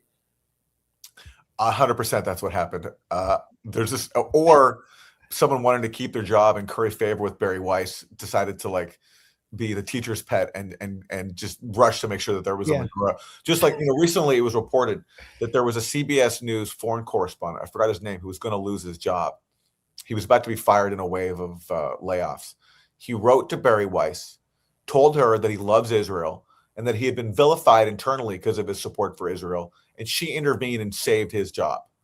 So in that kind of climate, it wouldn't surprise me if, either Bari Weiss ordered the menorah or someone seeking to keep their job or maybe get a promotion had the giant menorah installed right behind the host, Margaret Brennan.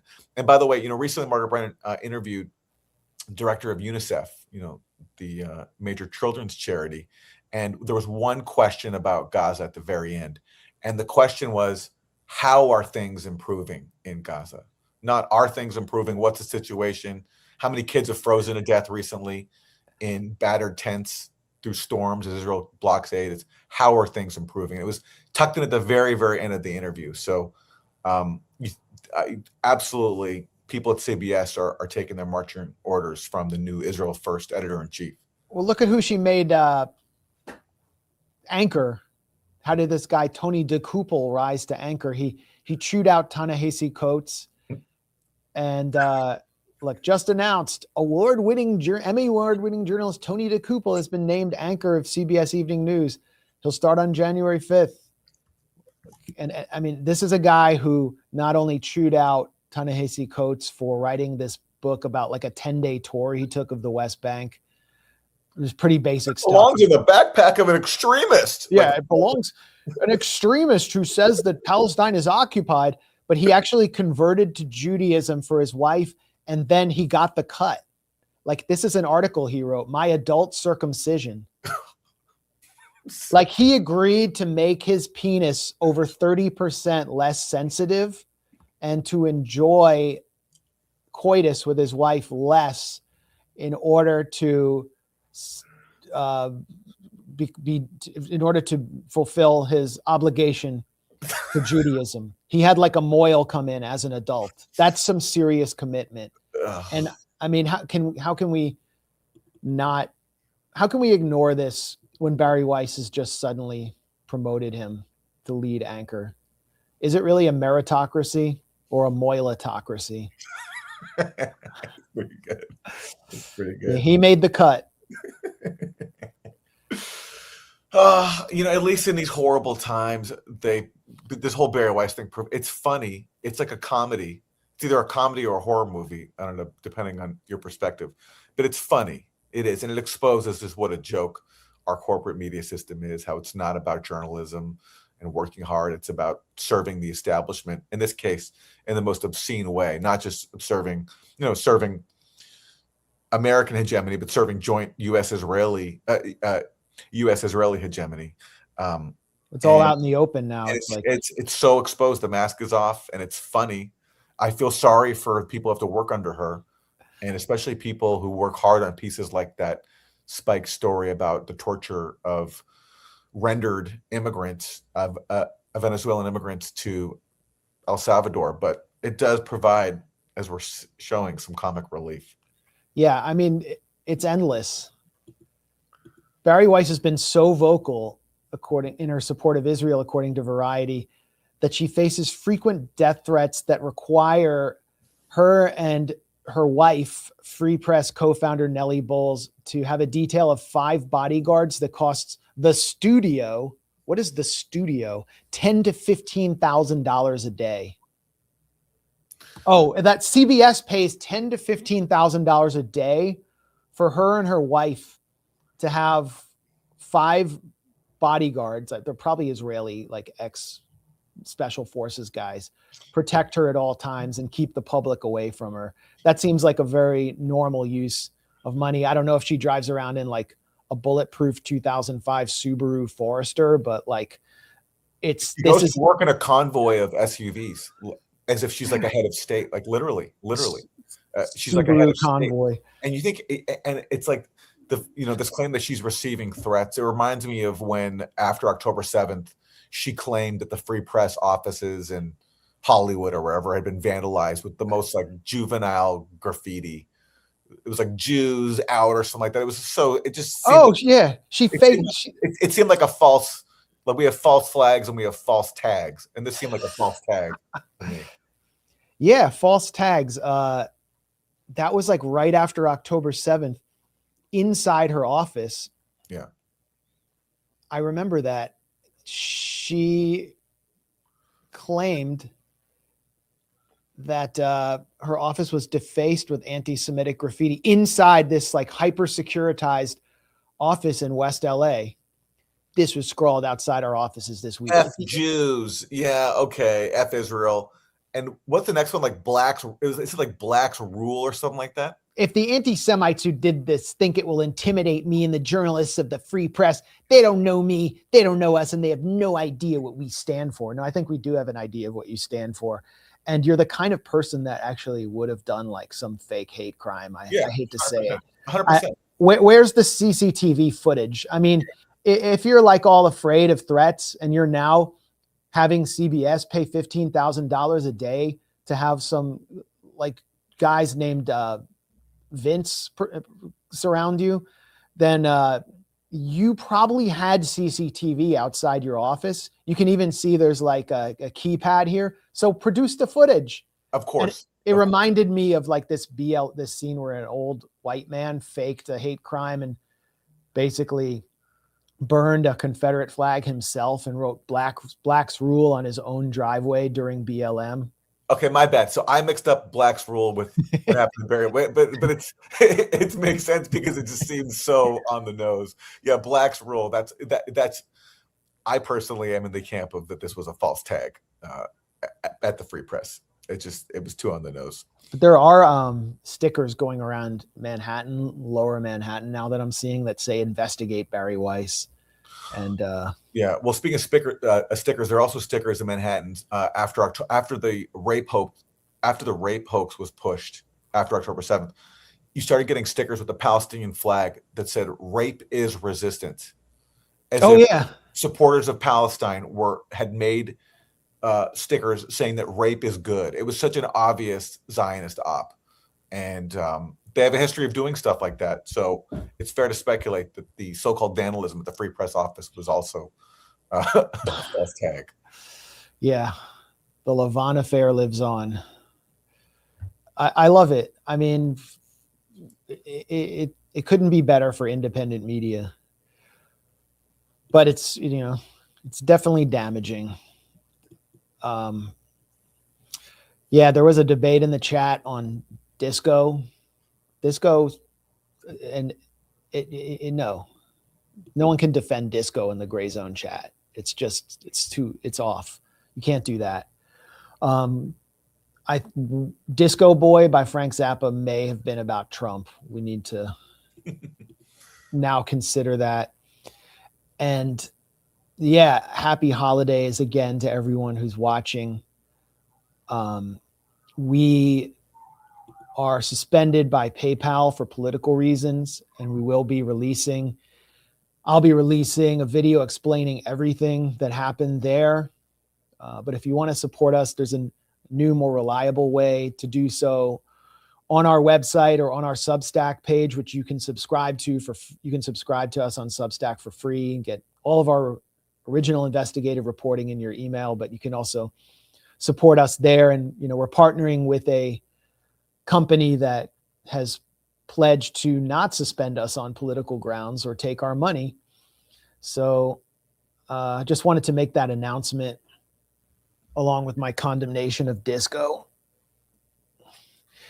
I wonder if Hendrix would have survived the disco era. It's something I think about a lot. Like what would have happened to like Morrison and Joplin and Hendrix during the disco era. Anyway, let's get back into what we're used to talking about, which is the Israeli control of the Trump administration. Netanyahu is set to visit the White House on Monday. And I think there's actually a lot of trepidation about this visit by within Trump's inner circle, that they're sick of Netanyahu. And I think Netanyahu is getting a little bit desperate and is upset about all of the overtures that Trump is making to the Gulf monarchs. Not that the Gulf monarchs are necessarily presenting some alternative structure to the Zionist transatlantic axis, but that Trump may have committed to certain policies that contravene those of Israel's in places like Syria, where MBS, during his meeting with Trump, pushed Trump to be more friendly to the al-Shura government, and Saudi Arabia wants to make a lot of investments in Syria, and in exchange, Saudi Arabia will pump tons of money into Trump Incorporated from its sovereign wealth fund through World Liberty Financial, which is the crypto scheme set up by Trump's sons, which is basically a channel for legal bribery and corruption. And that seems to be making Netanyahu nervous, as well as the fact that Saudi Arabia could be getting the F-35, and Turkey is signed up for the F-35 program. Netanyahu has now announced that no one but Israel in the region should have F-35s, and Israel will actually act against it. So he's actually taking aim directly at Trump. So that's what I think some part of this visit is about, in addition to Iran and Gaza. What do you think we should look for, Aaron? Yeah, Netanyahu does not want to move on to phase two, and he wants to basically use the fact that Hamas won't disarm because Hamas is part of a liberation struggle. He wants to use that to resume the full-scale genocide, which he needs Trump's support for, and that's what he's going to push for. But as you said, there are people around Trump who find him to be kind of a nuisance. And, Trump's name is on this so-called peace plan that was even codified at the UN Security Council. And so for Trump to now take Netanyahu's side would be to undermine, to whatever extent he cares about it, his own so-called peace plan that he put a lot of effort into pushing through, including at the UN, where he got everyone to stand down under the threat of violence, basically saying that if violence does resume in Gaza, then it's your fault. Well, given that they approved the peace plan, the so-called peace plan, at the UN Security Council, which basically puts Trump in charge of Gaza, then he loses a lot of credibility if he lets Netanyahu blow it up. So, but Netanyahu is a supremacist fanatic who doesn't want to, grant Hamas really anything, any legitimacy. And so he'll be pushing, I think, for Trump's support, along with Trump's support for bombing Iran once again, which he wants to do because Iran is rebuilding its air defenses. But yeah, the fact that Trump has now forged closer economic ties to the Gulf and that his name is on the so-called peace plan, I think he's going to be in a tough position. And again, so much comes down to, which way he wants to go, and who knows what's inside his head. There are people like Lindsey Graham who, of course, Lindsey Graham recently went on Meet the Press and said that the gloves should come off and Israel should have free reign to attack Hamas once again. Well, let's play this clip, and then I want to come back to the Gaza ceasefire deal, which is obviously being shattered every day. And then we can talk about if there are any plans for Iran. But this is Lindsey Graham, who, Trump's golfing buddy, has enormous amounts of influence within the White House and is pushing for renewed aggression in Gaza. To get to this morning, I do want to start on the Middle East because you're there in Tel Aviv. You just He's met in Tel Aviv. with Israeli Prime Minister Benjamin Netanyahu. We have video of some of that. Our viewers are seeing this as we speak. It's been 2 months since President Trump brokered that peace plan for Gaza. And Prime Minister Netanyahu says Israel could move to phase 2 of this peace plan as soon as the end of this month. But as you know, Senator, that involves the disarmament of Hamas and transferring control of Gaza to an international security force. Right. Do you believe Hamas is ready to disarm? Absolutely not. One of the reasons I came here is to answer that question. The Trump administration deserves a lot of credit for getting a ceasefire. It's been 90 days now. What did I learn on this trip? That Hamas is not disarming, they're rearming. Hamas is not abandoning power, they're consolidating power. That's what the military intelligence people in Israel told me. That's what the IDF told me. That's what our own people told me. So I am all for a stabilizing force. I'm all for a board of peace. But you can't have a board of peace, you can't have a stabilizing force in Gaza until Hamas is disarmed. They're not being disarmed. There's nobody coming over the horizon to disarm them. So I would urge President Trump to meet with Prime Minister Bibi next week and come up with a plan, put Hamas on a time clock. If they don't turn over their weapons and stop rearming at a date certain, I would unleash Israel on them. See, I would unleash Israel. And we hear Tom Barak saying, we will unleash Israel on Lebanon if they don't do what we want. So they're using Israel as they're portraying Israel as an extension of U.S. power. But the Trump administration, I think they know that it would be extremely politically perilous. Just if you're thinking from the point of view of Trump, to renew the genocide in Gaza all out. They're not going to be using or unleashing Israel. Israel would be unleashing the U.S. or Israel would be unleashing itself on the U.S. political system again. I mean, everything we were talking about with TPUSA, this massive split that's taking place within the right, the podcaster wars, Trump's lowered popularity, why Kamala Harris lost. It all goes back to the Gaza genocide. And Trump's people know that. They also know that Hamas can't just be easily disarmed. If they could be easily disarmed, why couldn't it have taken place when the equivalent of 5 nuclear bombs were dropped on a Gaza Strip, which is basically the size of the greater Las Vegas area? It didn't happen. It won't happen. Aaron, you interviewed Bassem Naim, who is a senior negotiator for Hamas, when you were in Doha, where you were invited to speak at the Doha Forum. What did he say about Hamas disarmament and about the possibility of moving from stage 1 to stage 2 in the supposed ceasefire process, the so-called ceasefire process? What he said was that we're a national liberation movement fighting for our freedom. And so unless you grant us a path to our freedom, we're not going to disarm. It's our right to resist a military occupation, and we're not going to abandon that.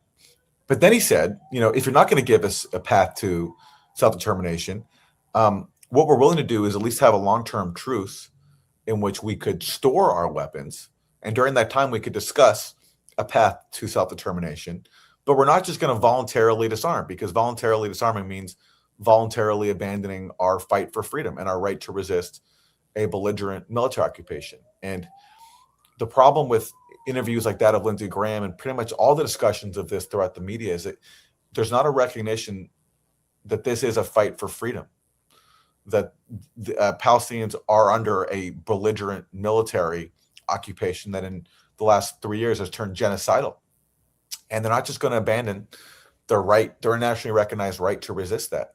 But that concept is still foreign across the spectrum, from the Trump White House to Democrats to the media. But that's the fundamental divide, I think, when it comes to Hamas. They're not just going to, like, just as freeing the Palestinian political prisoners was a paramount goal of October 7th, because political prisoners represent the struggle against Israel occupation. The right to resist is just a right that they insist on because they're under military occupation. They're not simply going to give that up. And what the U.S. and Israel want to do is they want to disarm Hamas without granting them any path to self-determination. And that's unfortunately what that UN Security Council resolution codified recently, which is that it endorsed Trump's call for Hamas to disarm without saying that Palestinians have the right to self-determination, and endorsed Trump's meaningless conditional line that maybe one day will put you on the path to self-determination. For any Palestinian across the spectrum, that's meaningless, and it's not enough.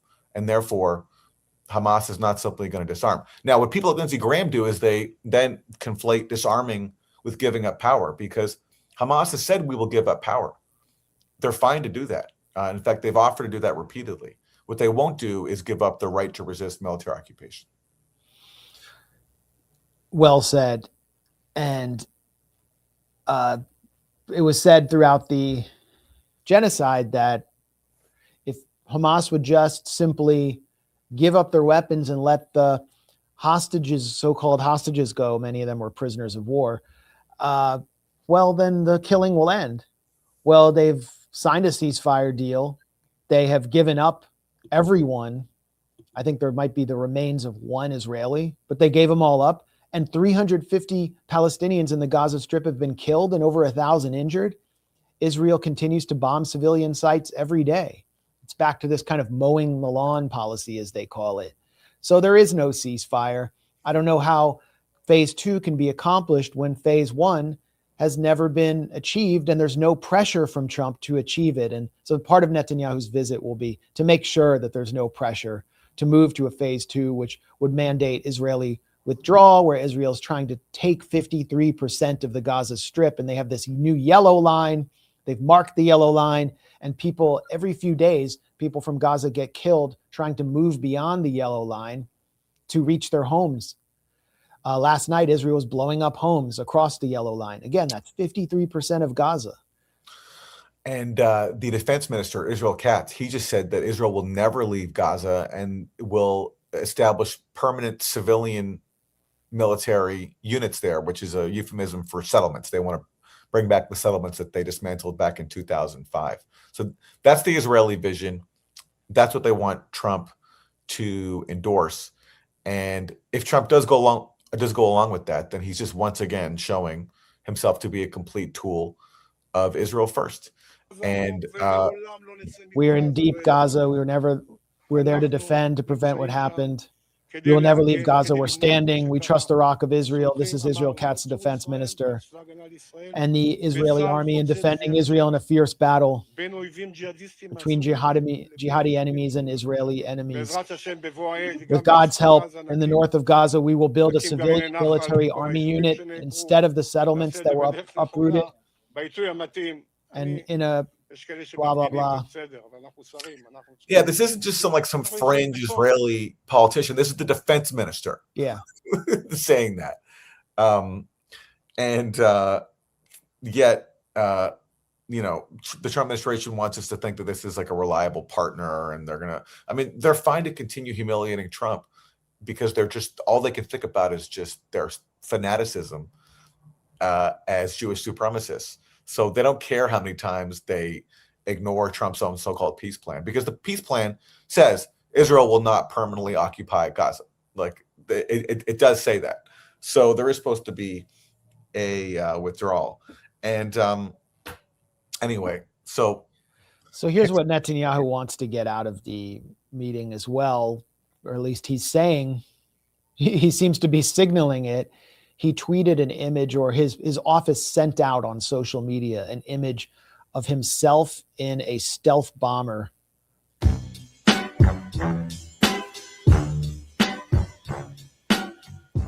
with Trump. I don't know if the Dre beat was, I think that was their Dre beat. And he seems to think that AI slop resonates with Donald Trump. But what does a B-2 bomber symbolize? It symbolizes attacking Iran. And that's clearly where he wants to go with this. Israel's been panicking for a week about supposed Iranian ballistic missile exercises.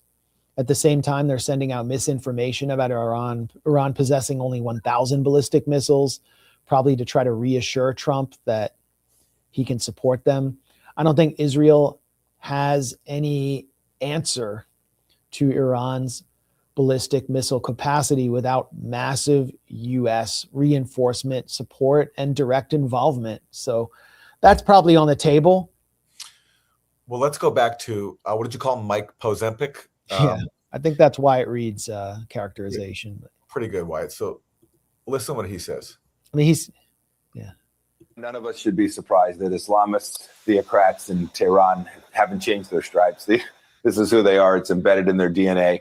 In the same way Hamas is not going to go peacefully give up its weapons, the regime in Iran isn't going to give up its desire to build out a nuclear weapons program. Yeah, if they're rebuilding, we should do the necessary, go take it out. We're capable of doing that. We can't let them rebuild their air defenses. That would make it more difficult to achieve that mission. So time will be critical in making sure the air defense systems in Iran aren't capable of taking down Western aircraft. If we do that, we should continue to go after their program every time. That's an extraordinary statement. We can't let a sovereign country rebuild its own air defenses, air defenses that can take down our aircraft when we invade their airspace. I mean, it's just unbelievable how brazen he is in his imperialism. Just like we can't let a country defend itself. And before they have the ability to defend themselves, we have to take them out. Because, and note there, he conflates a nuclear program with air defenses, which are two totally different things. And again, even in describing Iran's nuclear program, it's disingenuous because they don't have a nuclear weapons program. They have a nuclear program that they've built out to give themselves maybe the capacity to one day have nuclear weapons, but they're not actively working on a nuclear weapon.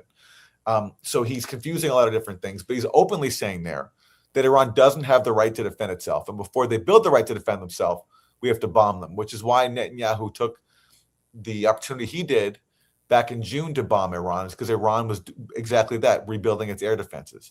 And that's what he doesn't want, because he wants he declares the self-professed right to strike Iran and can commit aggression against it whenever he wants.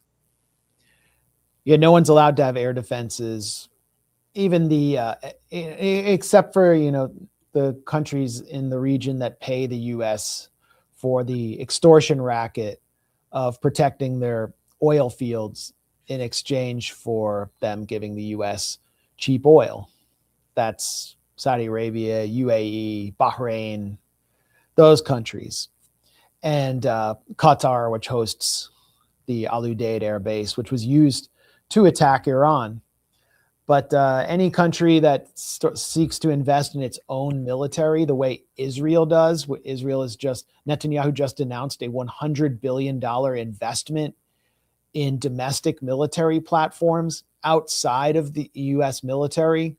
So this won't benefit the U.S. military industry the way the special relationship has in the past. No other country is allowed to do that except Israel. There's literally no benefit to the U.S. for Israel to do that and develop its own platforms.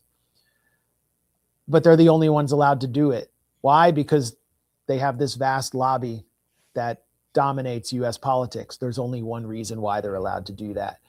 And the other countries aren't allowed to have air defenses. In fact, they have to disarm. They can't even have AK-47s in Gaza or Lebanon, which is where all the pressure on Lebanon is coming from. Hezbollah cannot have arms, so Lebanon will be continuously attacked. And Mike Pompeo, every time I see him, he gets skinnier. It's like he's gonna, if you shoot enough Ozempic, do you eventually just disappear into thin air? Like he looks like squeezed. And I don't know if that affects his mentality, or I also don't know what kind of influence he enjoys in the Trump administration at this point, or if he's just speaking for himself. But he's clearly, him and Lindsey Graham are the most unhinged figures out there. And I think that, and they're clearly conduits for Israeli influence, but I don't think Trump wants to get involved in Iran, as he's gone below the 40% approval rating mark, as Democrats, the polls show Democrats sweeping midterms at this point. I don't know if those polls will turn out to be accurate, but I think Trump's very focused on domestic politics and avoiding that kind of scenario. But he still surrounds himself with all these Israel firsters. And you mentioned Mike Pompeo looking squeezed. Well, watch how Trump gets literally squeezed here by Israel firster Mark Levin. I said, this is our first Jewish president.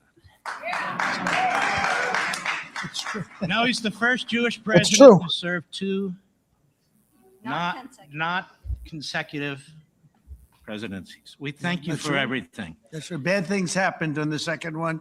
Namely, the election was rigged. And we found out, and you see that happening. But And you are the greatest thank president. you very much. And God bless you. So I don't know. I mean, I've never seen a president be like physically touched like that, especially at a podium.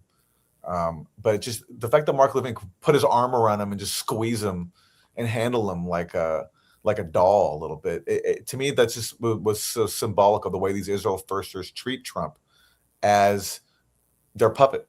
And he's gone along with it so far. But yeah, maybe even Trump has his limits. That's a great point.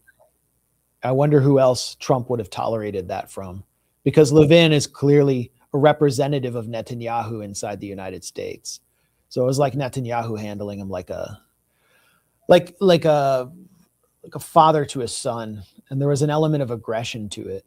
Trump seemed uncomfortable, and he just suddenly blurts out a non sequitur about a stolen election when he's being called the first Jewish president. Yeah. And at that same ceremony, whatever gathering that was, like it was a White House Hanukkah thing, like Miriam Edelson was there, and Trump talked about again how she gave him $250 million, and that earned her the right to speak. So she got up and said some words. But by the way, you know, one irony of all this is all these Israel firsters, people like Mark Levin, they used to be devout never Trumpers. Same with Ben Shapiro. Yep.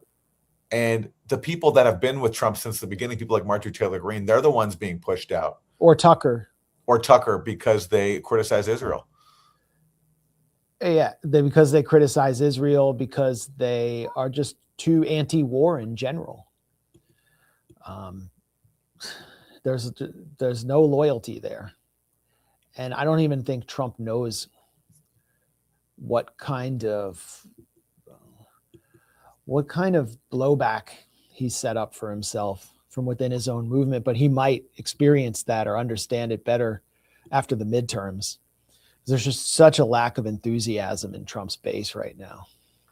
And then there's Ukraine, which I want to touch on that quickly. I talked about Marco Rubio before and how he was responsible for this whole CCOT disaster, which is blowing up in Trump's face through the 60 Minutes cancellation. But I really get the sense that Marco Rubio was also seminal in setting up the impossible ceasefire or negotiation framework between Ukraine and Russia that made it so difficult for Russia to come to the table and agree. Am I right there? Yeah, I mean, recall, so you had last month, so much has happened, but this is just over a month ago when Trump basically came out and told Zelensky, all right, the game is over. It's time to negotiate peace. And there was this extensive 28-point peace plan that one of Putin's envoys had loosely brokered with Steve Witkoff. And the key part of that was that Ukraine would cede all of the Donbass to Russia, and Ukraine would also declare neutrality. So then you got the typical freak out from the EU and from neocons in Washington. And the first person they called was Marco Rubio. And Marco Rubio initially tried to distance himself from this, and he even apparently told some senators this was not a U.S. plan, this was authored by Russia. But he had to walk that back when he was told by Trump and Witkoff, no, like we're actually behind this. And then so what has Rubio done since then? He's basically worked to water down the plan to make it so that Russia won't accept it. that's essentially where we're at. And so, yeah, now the latest that Zelensky's coming to Florida on Sunday. There's supposed to be a meeting with Trump. And I think he's come around to this idea of a demilitarized zone in the Donbass. So fine, Ukraine will withdraw from the parts that it controls, but Russia also doesn't get sovereignty over it. But for Russia, they're not going to accept that.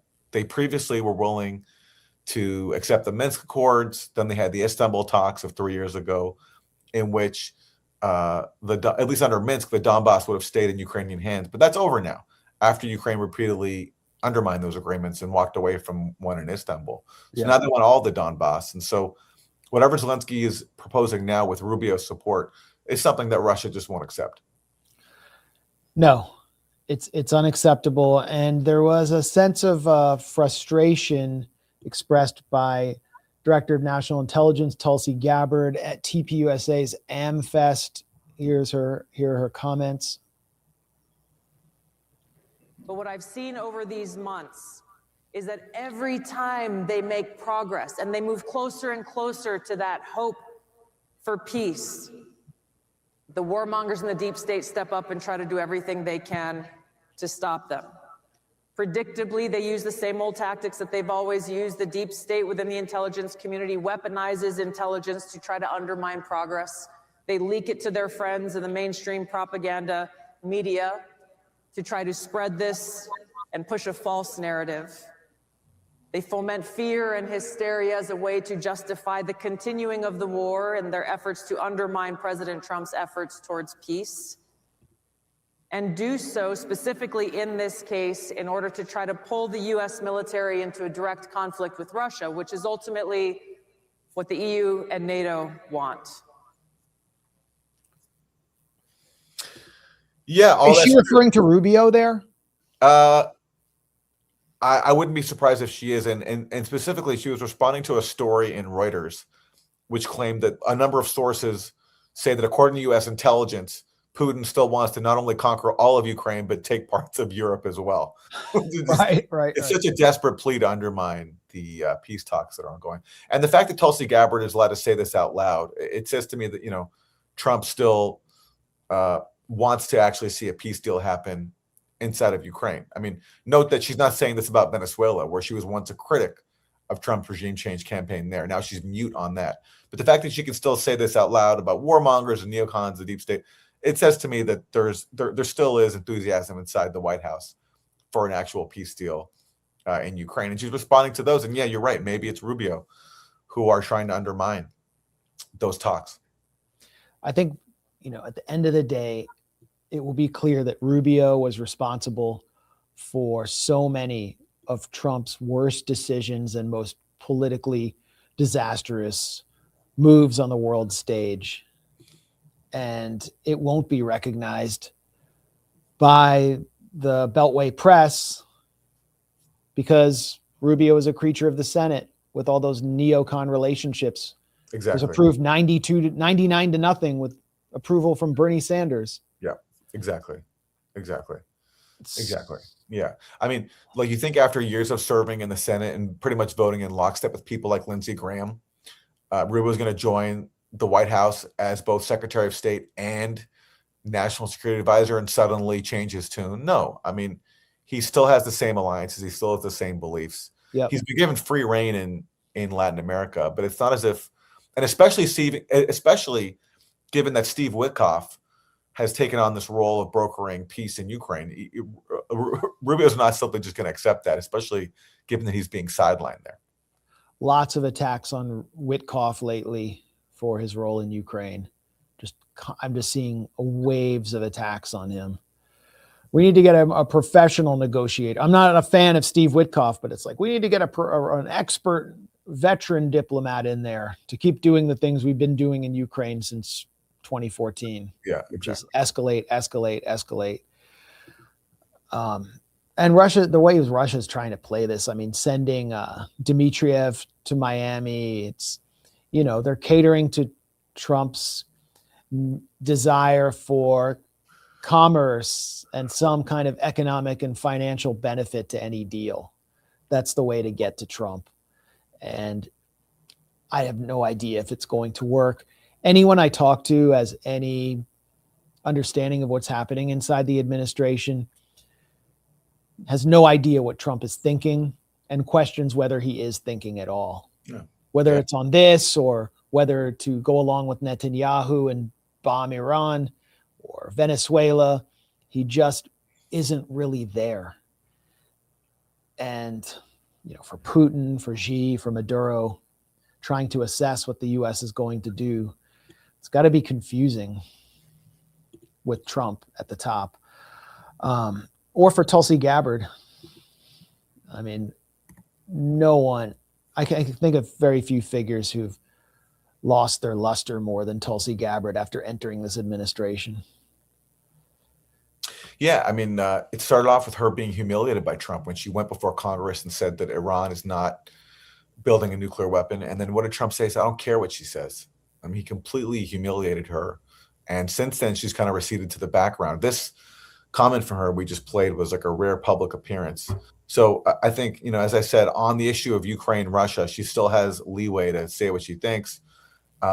She did declassify some important Russiagate stuff, which underscored yet again that Russiagate was a complete scam, all of it, not just the collusion part, but the so-called Russian interference part too. So she's done that. But when it comes to Venezuela, where she was a prominent critic, as a Congress member, as a Democratic presidential candidate, she's been completely silent on that.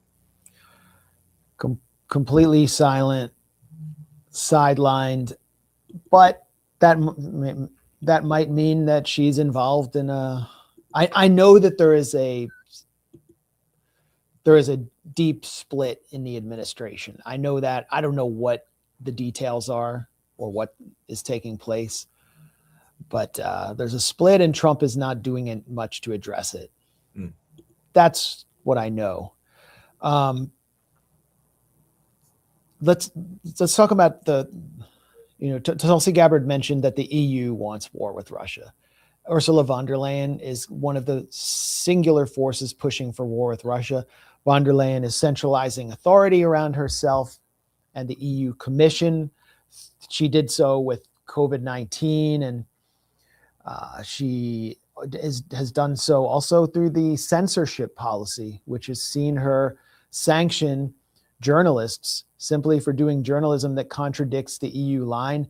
And now, here's what Ursula von der Leyen had to say in response to the Trump administration placing visa restrictions, basically banning several censorship industrial complex figures from the EU from entering the US.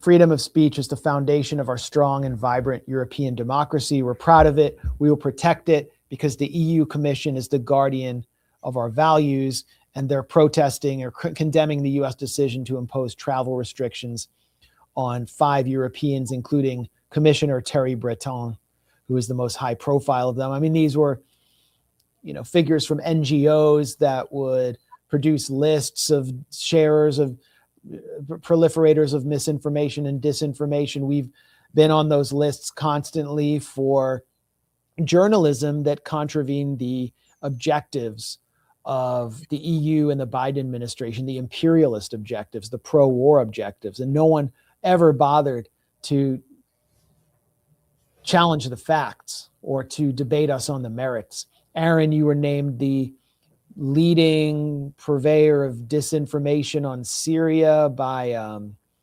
which EU and State Department and Bill Gates sponsored NGO was it? The Institute for Strategic Dialogue. Yeah. Funnily enough, in Doha, I ran into one of the people who was behind that so-called study, and how'd that go? Well, like, what am I going to do? I thought about whipping out my phone, but who cares? Like that study was a joke. The Guardian took it seriously, but who takes the Guardian seriously? So, I decided to let it be because you destroyed the Guardian reporter because you called him and asked him to back up his claims about you, and he couldn't do so. Yeah, he was just a hack.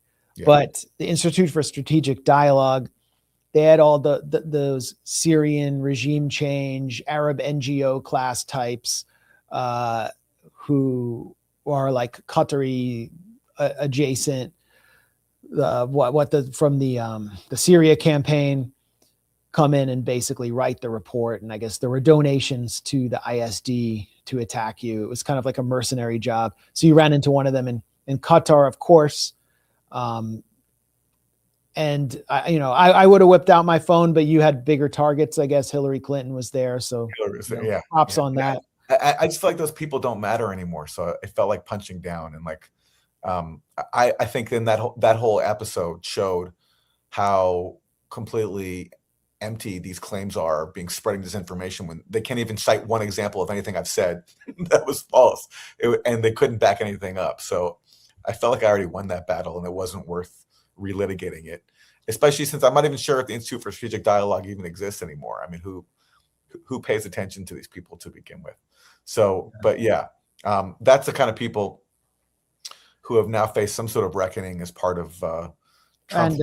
And Imran Ahmed, who we have reported on at the Grayzone from the modestly named Center for Countering Digital Hate, which was a tool of Starmer's camp and labor for first destroying Jeremy Corbyn, painting them all as anti-Semites. And then he moved to the US to go after Trump world on behalf of Biden. And I exposed that he was through emails by Israeli embassy officials and by calling them and calling him, that he was being paid by the Israeli government. So I have no sympathy for Imran Ahmed being kicked out of the US. He's a British citizen. They're making him into this kind of anti-disinformation campaigner. The Guardian is doing all this positive reporting on this slime bag. This is like, one of the praiseworthy things the Trump administration has done. Of course, using like visas and deportations on political grounds is suspect, but I could really have no sympathy for these characters. But it also has inadvertently exposed the hypocrisy of the EU and Ursula von der Leyen, who is now trying to claim the mantle of free speech and defending free speech when she has just sanctioned Jacques Baud, who you've interviewed for the Grayzone. Who is Jacques Baud? What is happening here? He's a retired Swiss army colonel. He's worked for NATO, and he's a critic of the Ukraine proxy war, and he has been from the start. And if you read his stuff, I mean, he just makes the basic point that the West has used Ukraine to bleed Russia, the same thing that we've been saying for a long time. And he uses primarily Western sources, like nothing. He's never said anything that I found to be particularly controversial. Sometimes in the space of people who criticize the U.S. proxy war strategy, you have people who say who are outwardly pro-Russia. They support Russia's invasion. I mean, Jacques Baud is not even a part of that group. He's just critical of the proxy war. And so for his services, for his efforts, the EU just sanctioned him,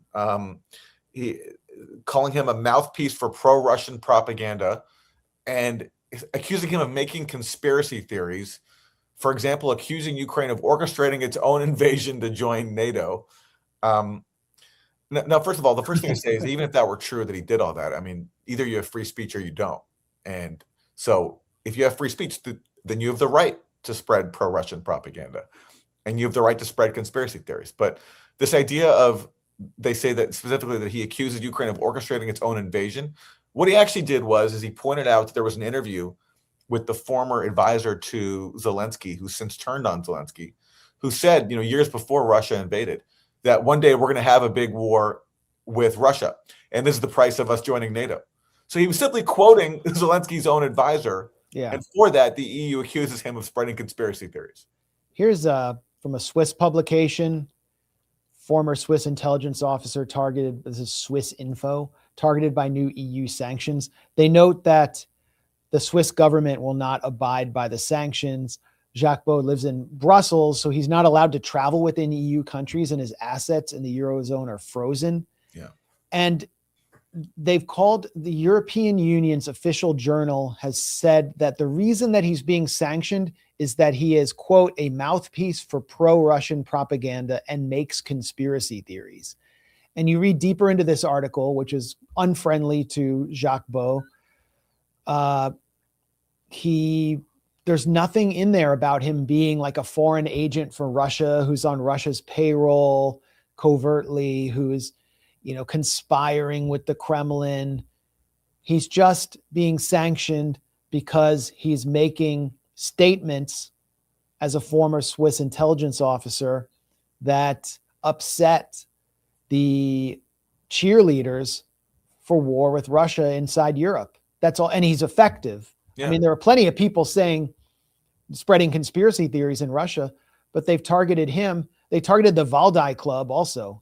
The Valdai Club is now, or analysts linked to the Valdai Club are now being sanctioned because the Valdai Club will bring Westerners to Moscow, including many very credible and brilliant analysts, to present their analysis. And you're not allowed to do that now. So the EU has waged war on free speech in ways we can't even imagine in the United States. And it's hypocritical and disgusting for von der Leyen to attempt to portray herself as some kind of champion of free speech in order to defend the leaders of the censorship industrial complex. Well, and it's also hypocritical for the Trump team to claim as if they're champions of free speech by targeting the EU. And of course, they're cracking down on the free speech of people who support Palestinian rights. And so, for example, Jacques Beau being under sanctions, he can't use his financial assets. Look what just happened to Francesca Albanese. Yep. Special rapporteur. I saw her in Doha, and she can't. It's very hard for her to travel because all her credit cards have been frozen. She had a medical procedure in the U.S. which she had to pay for out of pocket because the U.S. sanctions cancel her U.S. health insurance. So now all of a sudden, she's on the hook for the medical bill. So everyone's a hypocrite here. but the EU, yes, it's so rich for them to complain when, again, going after Jacques Beau. Like, look, I don't know if he's been on RT or not. The Russians. I think he's been on like once in the last year or something. Let's say he was on every day. But sorry to cut in, but that article, I meant to highlight it. It points out that one of the reasons that he might have been sanctioned is because he appears on Dialogue Works, which I go on, which is an independent YouTube show that has no connection to Russia at all, but takes a sort of multipolar anti-imperialist perspective. Yeah, but let's say he was on RT every single day. He had a show on it. Like, you have the right to sanction people because they go on a rival state television network. I mean, again, it's such an attack on free speech. And I'm sure Jacques Beau would love to be interviewed in Western media, but the problem is he's not, because our outlets across the spectrum are so subservient to the proxy war narrative, where, again, as you pointed out, we were one of the few outlets to interview him back when Russia invaded, because especially at that time, the deference to the narrative was just so widespread across the spectrum that even progressive outlets felt like scared. Oh no, I don't want to challenge this. I don't want to interview, for example, a former Swiss military officer who's a former consultant for NATO. Just voices like that could not be heard, let alone daring to speak to a Russian. Imagine that. But even to speak to a Western critic of the proxy war, you just couldn't do it. And it's that climate of cowardice, where you just won't platform people who push back on the dominant narrative, that actually helps create space to legally persecute people like Jacques Beau, because it shows that they don't have the sort of the backing of the institutional media that can cause an uproar over somebody being persecuted for their expressed political views. Yeah, I mean, we deal with that we're not formally sanctioned at the Grayzone, but they've done everything short of that. Look at our Wikipedia page. It's like something out of a spy novel. It's insane. And Jimmy Wales, that guy was on the board of NewsGuard, which was funded by the Pentagon and State Department. He's basically a spook, the CEO of Wikipedia. He has personally said that he considers us Russian propagandists. And so while the Grayzone is a deprecated source on Wikipedia in violation of Wikipedia's rules, meaning all our investigative reporting, which no one challenges, cannot be cited anywhere on Wikipedia, they also broke the rules to create our Wikipedia page to defame us and denigrate us, which is then fed into AI about the Grayzone. So it isolates us from polite society. Jacques Beau, they just bluntly sanction him in the EU. They're very sloppy there.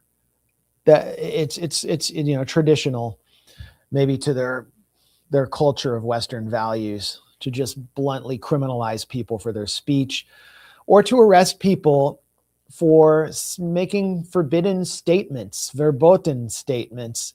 In the UK, you know, they had Brexit, so, you know, they're not necessarily EU, but it's a European country that loves to claim the mantle of Western civilization, where Greta Thunberg was just arrested for holding a sign declaring that she supports Palestine Action, a group that has never killed anyone, but which is proscribed as a terrorist organization in the UK in order to deprive its members, who have carried out some of the most effective direct protest actions against the Israeli genocide in Gaza, to deprive them of their rights under British law to have a trial before a jury, because the juries keep letting them off. And so numerous Palestine Action members in British prisons are now on hunger strike, in failing health. And Greta Thunberg went to the UK to support them by holding up a banner with a forbidden phrase for which you will be arrested in the UK. And how is she treated in the international press? With a shrug. There's very little about this outside of social media. Yeah. In a normal situation, where in a decent civilization, she would get the Nobel Prize, but the Nobel Prize goes to a warmongering Gusana who has called for Israel to invade her own country. So the mask is off. The sort of central pillar of what are supposed to be Western values that we get to promote around the world at the point of a gun is free speech. And no, the regime is consolidating. Free speech is an illusion. And it is certainly journalistic objectivity and press freedom is being discredited and whittled away inside the US in more rapidly than we probably ever imagined. And that's why I think independent media is so important, because I mean, I'm not just saying the Grayzone. There are many independent outlets covering this, but they're the only ones. There's no discussion of what's happening to the hunger strikers, the Palestine Action hunger strikers in the UK, or the fact that the UK has just, I think, banned the phrase globalize the intifada following the Bondi Beach mass shooting. Yeah. Yep. Yep. What a joke. Yeah. So if you were to say like globalize the Antidafa, yeah, intifada, like, or the intifada, as you know, would that still be criminalized? Yeah. Can you say totalize the intifada? Totalize the intifada. Yeah. Yeah. You can say, I support plasticine action, but you can't say Palestine action. Yeah.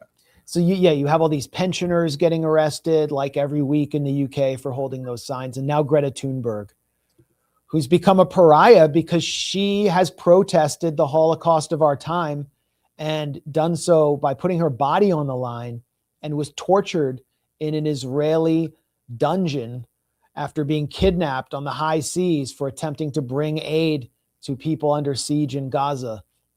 She will never be considered for a Nobel Prize. The Nobel Committee only gives prizes to regime change assets. It's all over. Like, our institutions are totally discredited at this point. And by discrediting themselves, they've discredited liberalism, which paves the way for a kind of Nero-like figure like Trump, or a more savvy dictatorial figure in the future to just consolidate power. That's the future. And it's their fault. It's totally their fault. It's not Jacques Beau's fault. It's not our fault. It's not Greta's fault because she wasn't going to be perpetually appearing at Rockefeller Foundation meetings on the climate. It's their fault. Where are we at here? I think we can wrap. I wanted to talk about Cy Hirsch, but we could save that for another time, or if you want to defend Sy Hersh. I mean, well, there's, look, very quickly, there's a new documentary by Laura Poitras about Sy Hersh's career. It's called Cover Up. It's out now. It's on Netflix. It's great. It's a great film. There's one part that I take issue with, which is where she's interviewing Sy about his reporting in Syria. His reporting on Syria focused on the allegations that the Assad government used chemical weapons in two instances, Ghouta 2013, Khan Sheikhoun 2017. And both these cases were used to call for U.S. airstrikes on Syria. In Ghouta, we know what happened. Obama didn't bomb Syria in the end. In 2017, after that chemical attack there, Trump did bomb Syria, in part to show he was a tough guy, unlike Obama. And in both cases, Sy did reporting showing that the U.S. was burying its own intelligence, showing that Assad didn't do it, which, again, even if you knew nothing about the evidence, would make logical sense, because why would Assad do the one thing that he knows would trigger U.S. military strikes? Because that was the situation under Obama's so-called red line, where he said, the only red line I have when it comes to what can make me bomb Syria is the use of chemical weapons, which then incentivized insurgents who wanted the U.S. to intervene to carry out a false flag. So anyway, Sy's reporting advanced the case that this was indeed a false flag, and that was controversial for people who didn't want to possibly fathom that yet another U.S. intelligence claim was a lie. People couldn't possibly imagine that, despite a long list of deceptions. And so anyway, in this film Cover Up, Sy is talking about his feelings, personal feelings toward Assad, who we interviewed a few times many years ago. And he's saying, I didn't think I didn't think Assad could be capable of some of the crimes that he committed. And he's referring to torture, the documented torture under Assad's government. That's what he's referring to. But the way the film is edited, it shows headlines of Sy's articles, which are about chemical weapons. And so the audience member is left with the false impression that Sy is somehow retracting his reporting on these chemical weapons allegations. And so people have used that to then say that Sy Hersh is retracting his reporting. There was an article in The Nation magazine saying that Sy is basically no longer stands by those stories. And it's just not true. I've talked to Sy about this repeatedly. He does stand by that reporting. What he was saying in the film was that he thinks he misjudged Assad. He didn't think he'd be capable of presiding over the torture that was carried out under his watch. And also the way he just fled the country, abandoning his own top aides and just fleeing with a lot of money. He also just didn't think that Assad would do something like that. So that was Sy reflecting on that in the film. And I think it was, and I said this when I first saw the film to Laura Poitras, the filmmaker, I think it was edited in a really sloppy fashion and created a really misleading impression. And so people have seized on that to make this false claim that Sy has retracted his reporting. But what's funny here about this Nation article is that Sy had an email exchange with the reporter here who wrote the story. I forget his name. And Sy told him, from what I understand, that he's not retracting his reporting, but yet this article basically falsely suggests otherwise. So I've asked the Nation to correct this. I haven't heard back yet. But certainly anyone with a vested interest in fueling this deception about Syria chemical weapons has seized on this to falsely claim that Sy is retracting his reporting. And again, this is par for the course. These people can't contest his reporting on the merits, which has been substantiated by so much evidence that has emerged, including James Clapper, Obama's own director of national intelligence, going to Obama and saying the case against Assad is not a slam dunk, which was a deliberate reference to the Iraq WMD hoax. And Clapper refused to put the U.S. intelligence community's name on any document formally accusing the Assad government because they knew the evidence wasn't there. And then, of course, you have the OPCW cover-up scandal where the OPCW suppresses evidence of another false flag in Duma, which we've covered extensively here at the Grayzone, which, of course, none of these people will ever try to contend with because they can't challenge people like Sy and myself on the facts. So therefore, they resort to deceptive controversies like this. None of these people know anything about the chemical attacks or about Syria, especially Laura Poitras. And there's no way that she would ever, in an open forum, agree to debate that because she would have no idea what she's talking about. She's just hippie punching and doing liberal gatekeeping to show that it's what she has to do in order to pay tribute to Sy Hersh's long career. She has to show that this is what the Nation says. But arguably the most consequential misstep of Hirsch's career came in 2014 when he wrote a review for London Review of Books challenging accounts that Syrian President Bashar al-Assad had subjected his own citizens to chemical warfare, blah, blah, blah. Like, that's just like the standard. By the way, it's the first line I've read from The Nation in years.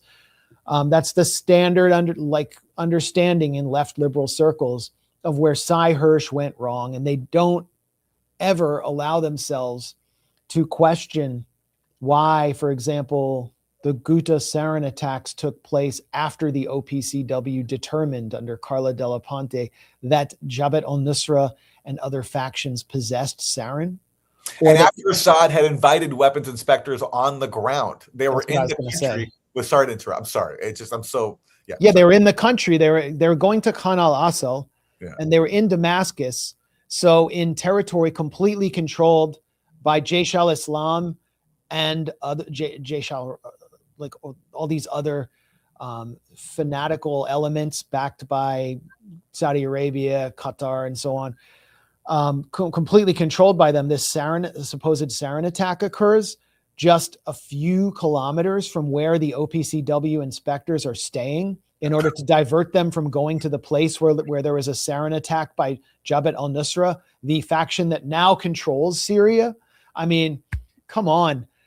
And then there's, all the forensic evidence that you put forward just on 2013, Khan Sheikhoun and then Duma. I mean, it just seems so much more obvious those were false flags, and that raised further questions about what took place in Ghouta. But the idea that this is the lowest point of Cy Hirsch's career is absurd. For me, this was the highest point, because it's like he could have just sailed off into the golden sunset in the twilight of his life with the Abu Ghraib scandal exposing that and the My Lai massacre under his belt. But instead he went for more and raised really important questions about issues that I think anyone watching this understands were just we could just not accept the official line that The Nation still does. Remember, The Nation, was edited by people who were like lock, stock, and barrel in favor of regime change in Syria.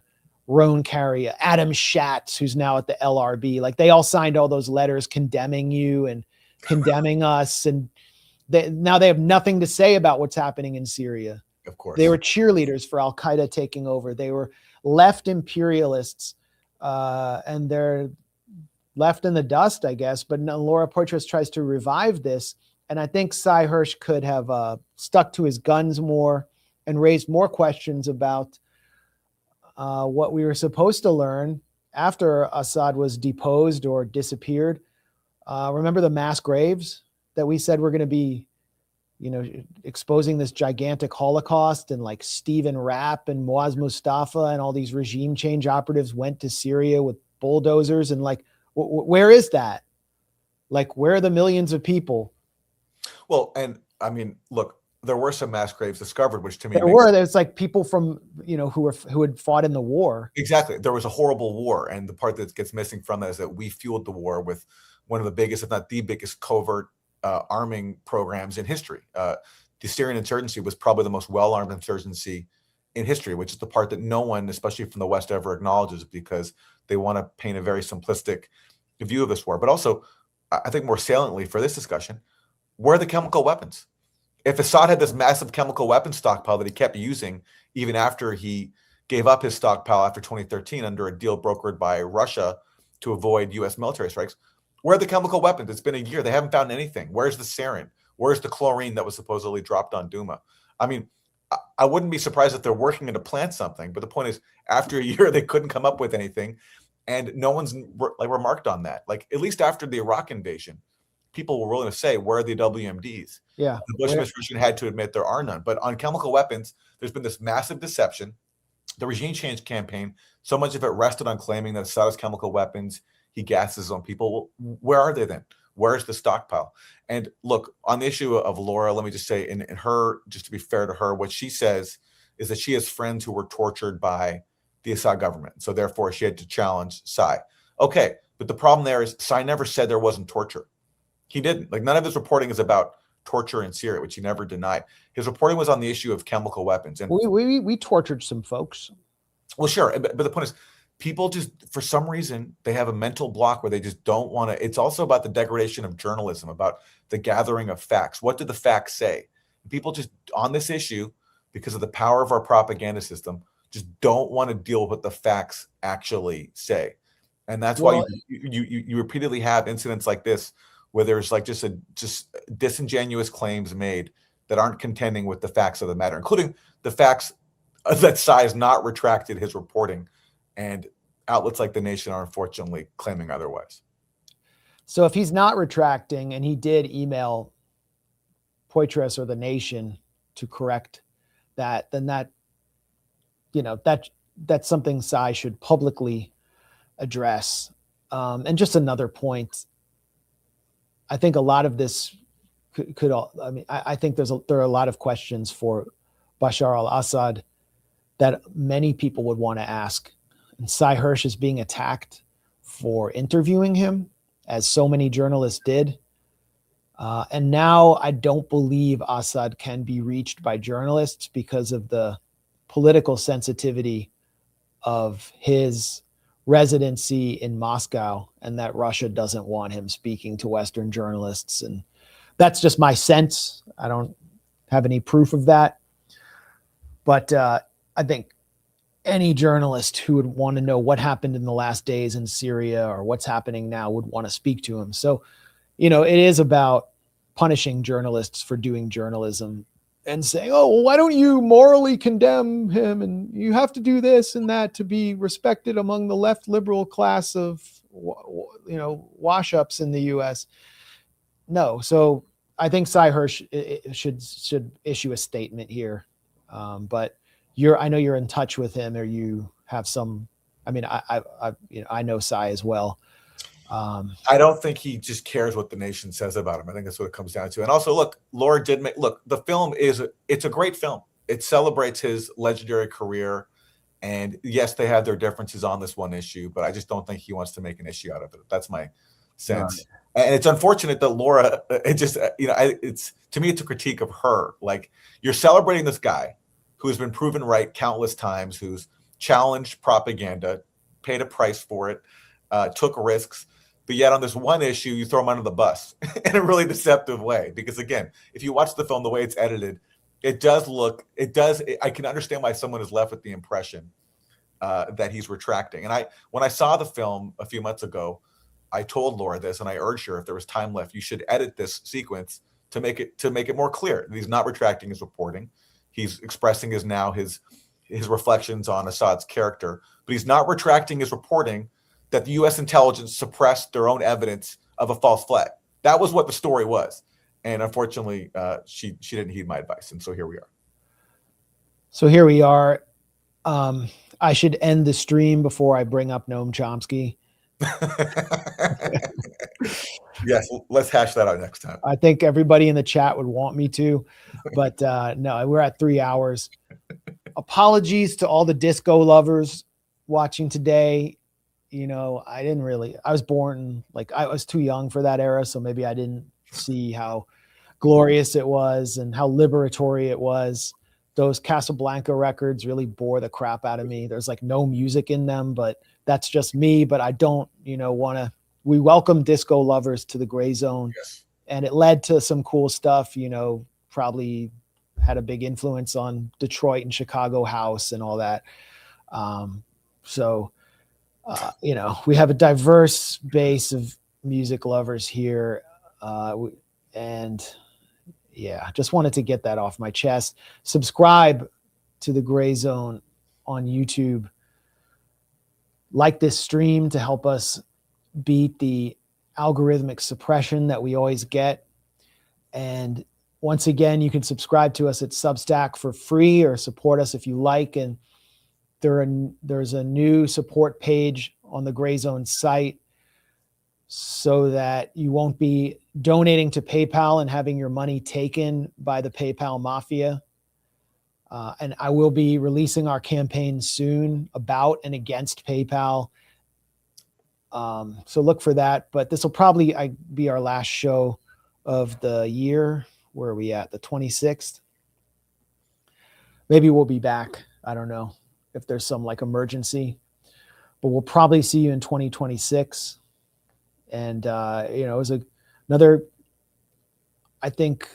another pivotal year for the Grayzone. And Aaron, thanks for being part of it. Great work this year, as always.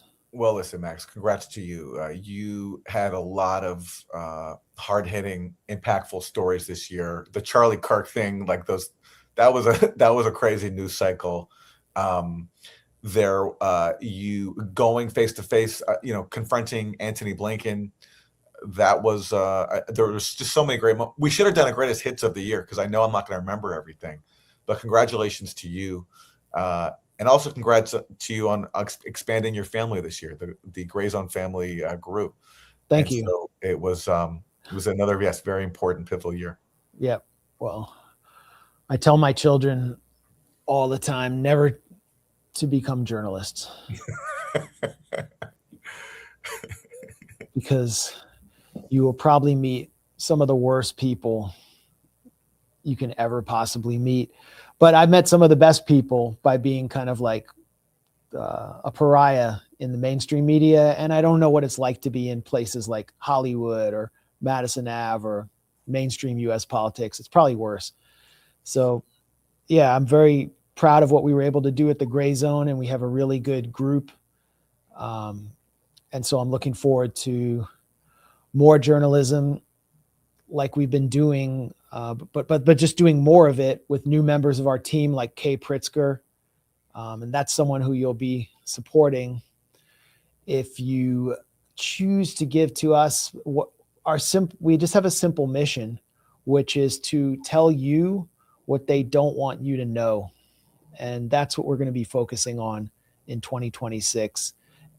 So Aaron, a great job today, and we'll probably see you again in the new year. Happy holidays, everyone. Get out your giant menorah if you're at CBS. we got a menorah and a tree here, and we're just wrapping up the holidays. So yeah, and I hope everyone enjoyed Judge Napolitano's 8-hour Maxathon, which is what I would subject neocons to as punishment for their crimes in Bagram Air Base. That's 8 hours of me talking. That's awesome. That's awesome. That's awesome. 8 hours. And so they just played all your Judge Napolitano appearances throughout the year in one marathon, or like the best of. That's supposedly great. It was 8 hours of me. They're just monetizing the crap out of me. Nice. Maybe they'll do you next. Listen, that is very well deserved. I'm glad the judge did that. And this is like the year when everyone started to kind of wake up to the truth, I think. And it's just too obvious. It's like what we've been saying about regime change and the various evidence-based conspiracies that have taken place. Like, everyone's seeing it now. Yeah. And it's going mainstream. Yeah. And the corporate media is committing suicide before our eyes. So I think independent media is more important than ever in 2026, and we'll continue challenging ourselves with your support, with the support of all of you who've backed us to this point. Can't do it without you. And look forward to meeting more of you in person in the new year at more like Grayzone live events. Maybe we'll do some comedy events. But yeah, Grayzone Fest was a huge success. We're going to do another one in 2026. Anyway, unless there's anything you want to add, I'm out of here. Just that menorah at CBS News, there's some metaphor there about like the menorah just burning down the house. Like Bari Weiss setting just with her giant menorah, setting ablaze to our legacy media. And we're here for it.